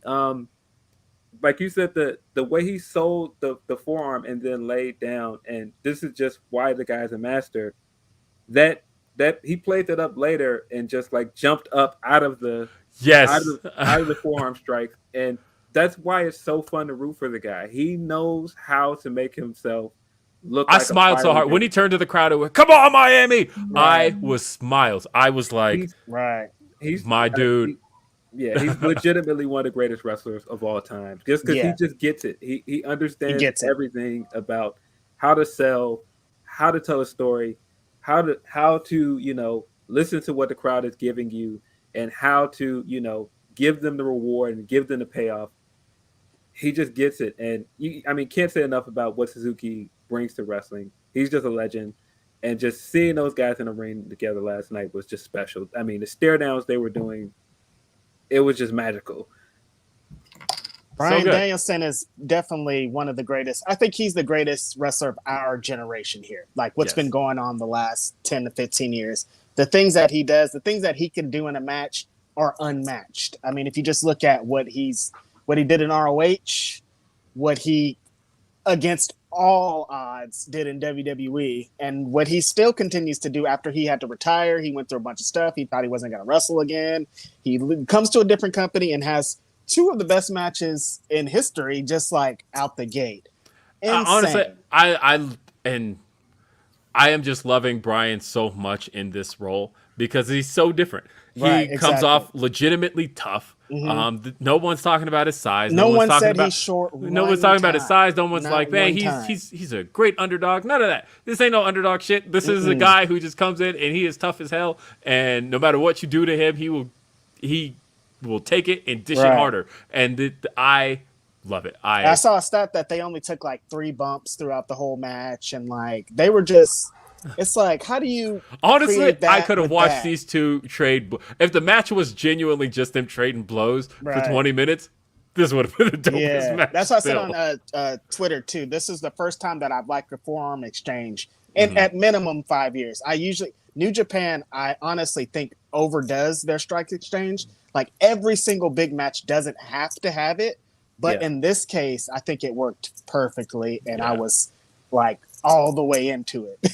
This was very great. And they're talking in the chat about the C chants because it was a heavily Hispanic crowd. You saw that the moment that they panned the crowd at Miami, the opening of baby. the show. It was Miami, and it was it was yes for all of 10 seconds, and then they were like, nah, this is C country here. Did I see right that Rick Ross was in the building in Miami? So Ross and West Side Gun were in the building. Well, I mean, hip hop, man. Hip hop, baby. West Side stays in the building. West Side's always there. You're right. And Terrence said, just got in, but I had to support my peeps. Y'all are killing the game. Can someone answer WWE's question of can they coexist? Can they? I don't know. Guess we'll have to find out. Hey, and I will say this, because the Friday Night War did spark a lot of things. And I've been thinking this for a while because a lot of people are like, oh, man, Roman's shooting. He got him. I'm like, man, it sure does feel like that Roman has gotten to, because every time he does the interview, he has to talk about a certain somebody. So it's like, who's really winning here? Seems like CM Punk. I had heard CM Punk talk about Roman this entire time. He stays winning. Every time he keeps saying he can't do something, oh, he's not moving the needle. Okay. Shows up at Rampage. Rampage does numbers. He's on ESPN, and he's living life. He's giving away ice cream bars, and you're still stuck in. He said this about me 7 years ago. Yeah. So the other thing to talk about, just a couple more things. There was CM Punk versus Matt Sydal. I'm weighing in my head if this was Seidel's best AEW match because the Kenny match was really good. But I think it was Punk's best one. And I like the story that Punk's telling in there about with each match he's getting more and more comfortable, and you can feel it. Like when people say that Punk looks rusty, I feel like that's the story he's trying to tell. Right. That he's trying to show a guy who's coming out after 7 years. Because it's not the same story Brian's telling. Brian, I like that they brought them in and did opposite things with him. Punk is like, hey, I haven't wrestled in 7 years. Can I still go? Brian's like, I've been wrestling for the last 20 years nonstop. I am the best. And I want the smoke. Yeah, so it's two different stories. But the cool thing is, too, is that at some point, they can meet in the middle. Yep.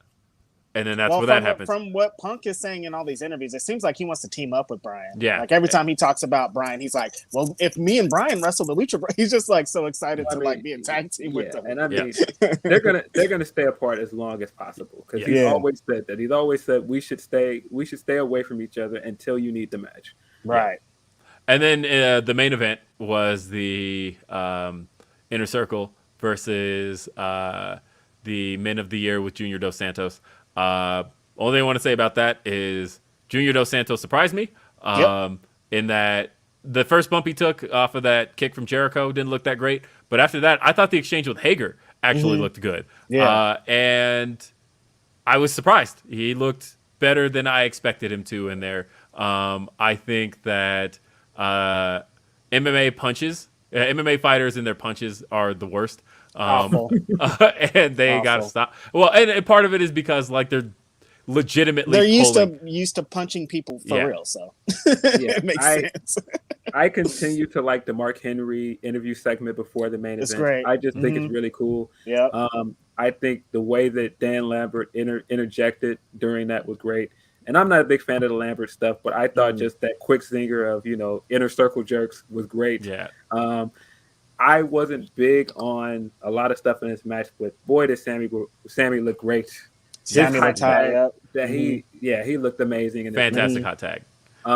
And Scorpio keeps getting W's, man. At some point, Scorpio is going to earn the match, and if it's Sammy versus Scorpio, give it to me. It's going to be great. Hot. Yeah. That's one I want to see. Yeah, I had fun Friday night. This was a great night. I was happy. On the topic of the Mark Henry thing, by the way, it's funny. We're only like 8 weeks into Rampage. My kids both get excited now. They're like on the edge of their seat, and they're like, he's gonna say it, and then he goes, looks in the camera. It's time for the main event, and like it's like one of my kids' favorite things, and I love that it happened that fast. That's so good. As a matter of fact, because when Mark Henry did the interview at the opening of last week's show, they're like, wait, he's not gonna do it because this is the beginning of the show, right? And then he did it, and then he showed up later. And like honestly, if that's his whole purpose is just to tell people it's time for the main event, I'm with it. Yeah.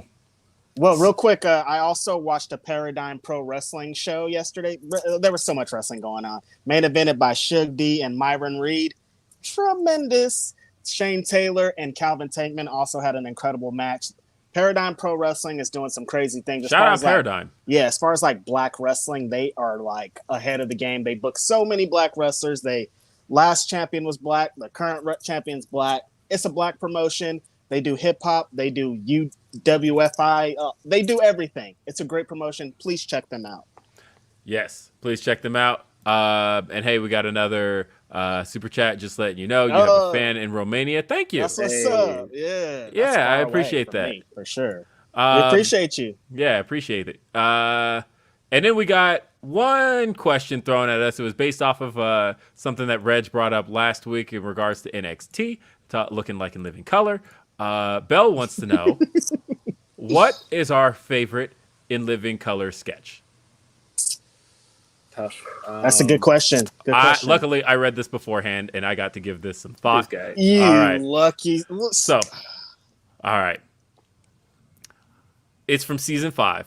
It's one of my favorite sketches ever. But And Tommy Davidson has also attested that it's his favorite sketch, and he hates that people hate on season 5 so much because it didn't have any of the weigh-ins, because it is his favorite as well. But he did a sketch called Sweet Tooth Jones. And Sweet Tooth Jones was a martial arts instructor who instructed in the ways of blaxploitation films. And so, but it was in the 90s, but he was like stuck in the 70s. So he's got this big afro, but he's balding. And so, and so he would be like teaching these self-defense classes, but everything he was teaching was just out of blaxploitation films. And so like none of his punches connect, and he's just making like bad noises, and he's just like, psh. That's how you get him. And they're like, you just did that with your mouth. What are you doing here? And like, but yeah, he was that. Honestly, I can't do that sketch any justice. Sweet Tooth Jones is my favorite sketch out of A Living Color. Just Tommy Davidson playing a fight instructor out of blaxploitation films. It's one of those things where if you know the films it's referencing, it's even better. But even still, if you just know the tropes, it's good. It's a really good sketch. I'm gonna go with the classic Mo Money sketch, of course. Yes. Or Damon in jail with the. Oh my God! What was the name of the character? Oswald Bates. Is it Oswald Bates? I think it is. Yes. Yeah. That's what I was gonna go with for sure. It's either one of those. Unmatched, man. I always loved how they would do the Reading of the music is videos fallopian. Yeah. That's my number one, definitely. Damon. And you don't even have to be clairvoyant. Right. Excuse me, Claire Huxtable. Yeah. Oh, yeah. It's either Mo Money or that one, and I'm kind of leaning towards that one because that one is just so good. Yeah, that's really good. Oh man, I'm glad we got to end on that note. Ladies and gentlemen, Definitely. Come back next week. We are here at noon Eastern, 9 a.m. Pacific. We are at youtube.com/Fightful. Thank you for being a part of Grapsody one more time. This was episode 3 of Grapsody. And we continue to have fun doing this show. I've had fun doing this show, and I hope you're enjoying it as well. Leave us feedback. Leave that thumbs up. Make sure to subscribe to youtube.com/Fightful. Also subscribe to Fightful Select because there's a lot of great stuff this week. We talked about La Rosa Negra last week, and then there's a big story revolving her and WoW this week. FightfulSelect.com is where you can find great content like that. And yeah, keep hitting that like button. Ladies and gentlemen, I'm Will Washington. Listen, I know we're going long, but I will interject with this because, again, this has been an interesting week. Very interesting. The 3 of us are here to talk wrestling. We are not here to be the Black Podcast. No. If you want to come to us and listen to us as your, horrors of wrestling, that is great. But we don't speak for all Black people. You don't Definitely have to not. any of us. Yes. Not a monolith. Nope. No. You can go listen to the Black Announce Table. You can listen to Black Wrestling. You can listen to Public Enemy. You can listen to the guys at NWA. You can listen to A Show. You can listen to whoever you want. There are a lot of us. We are not the Black Wrestling Podcast. Definitely not. But if you want to put us at number 1, we'll accept that spot. Yeah, we'll take that. We are out here, though. We're not the one, but we are one. Yes. Yeah, and hey, shout out to Monica, just dropping Monica, that's love. That's love. Fix your hat when you come to talk to Grapsody because that's what it's like, bro. We out here. Thank you so much. We appreciate y'all. Everybody in the super chats and all the love. Just that happens legit every single day. It's been amazing being on this podcast and having this platform, doing it with y'all too. I can't ask for anything better, man. I'm having such a great time. I'm having a great time as well. This is some of the most fun I've had podcasting in years, and I love it. Thank you so much for being here. Thank you for being a part of Grapsody. For Philip Lindsey and for Righteous Reg, right there. I'm Will Washington. We'll see you next time. Oh, one last thing. If you're watching live, check out right now over at twitch.tv/Fightful Gaming. Distraction. They are over there playing NHL 22. So again, youtube.com or not YouTube, Twitter or twitch.tv, twitch.tv/Fightful Gaming. Check that out. Otherwise, folks, we'll see you next time. Have a great day. Peace.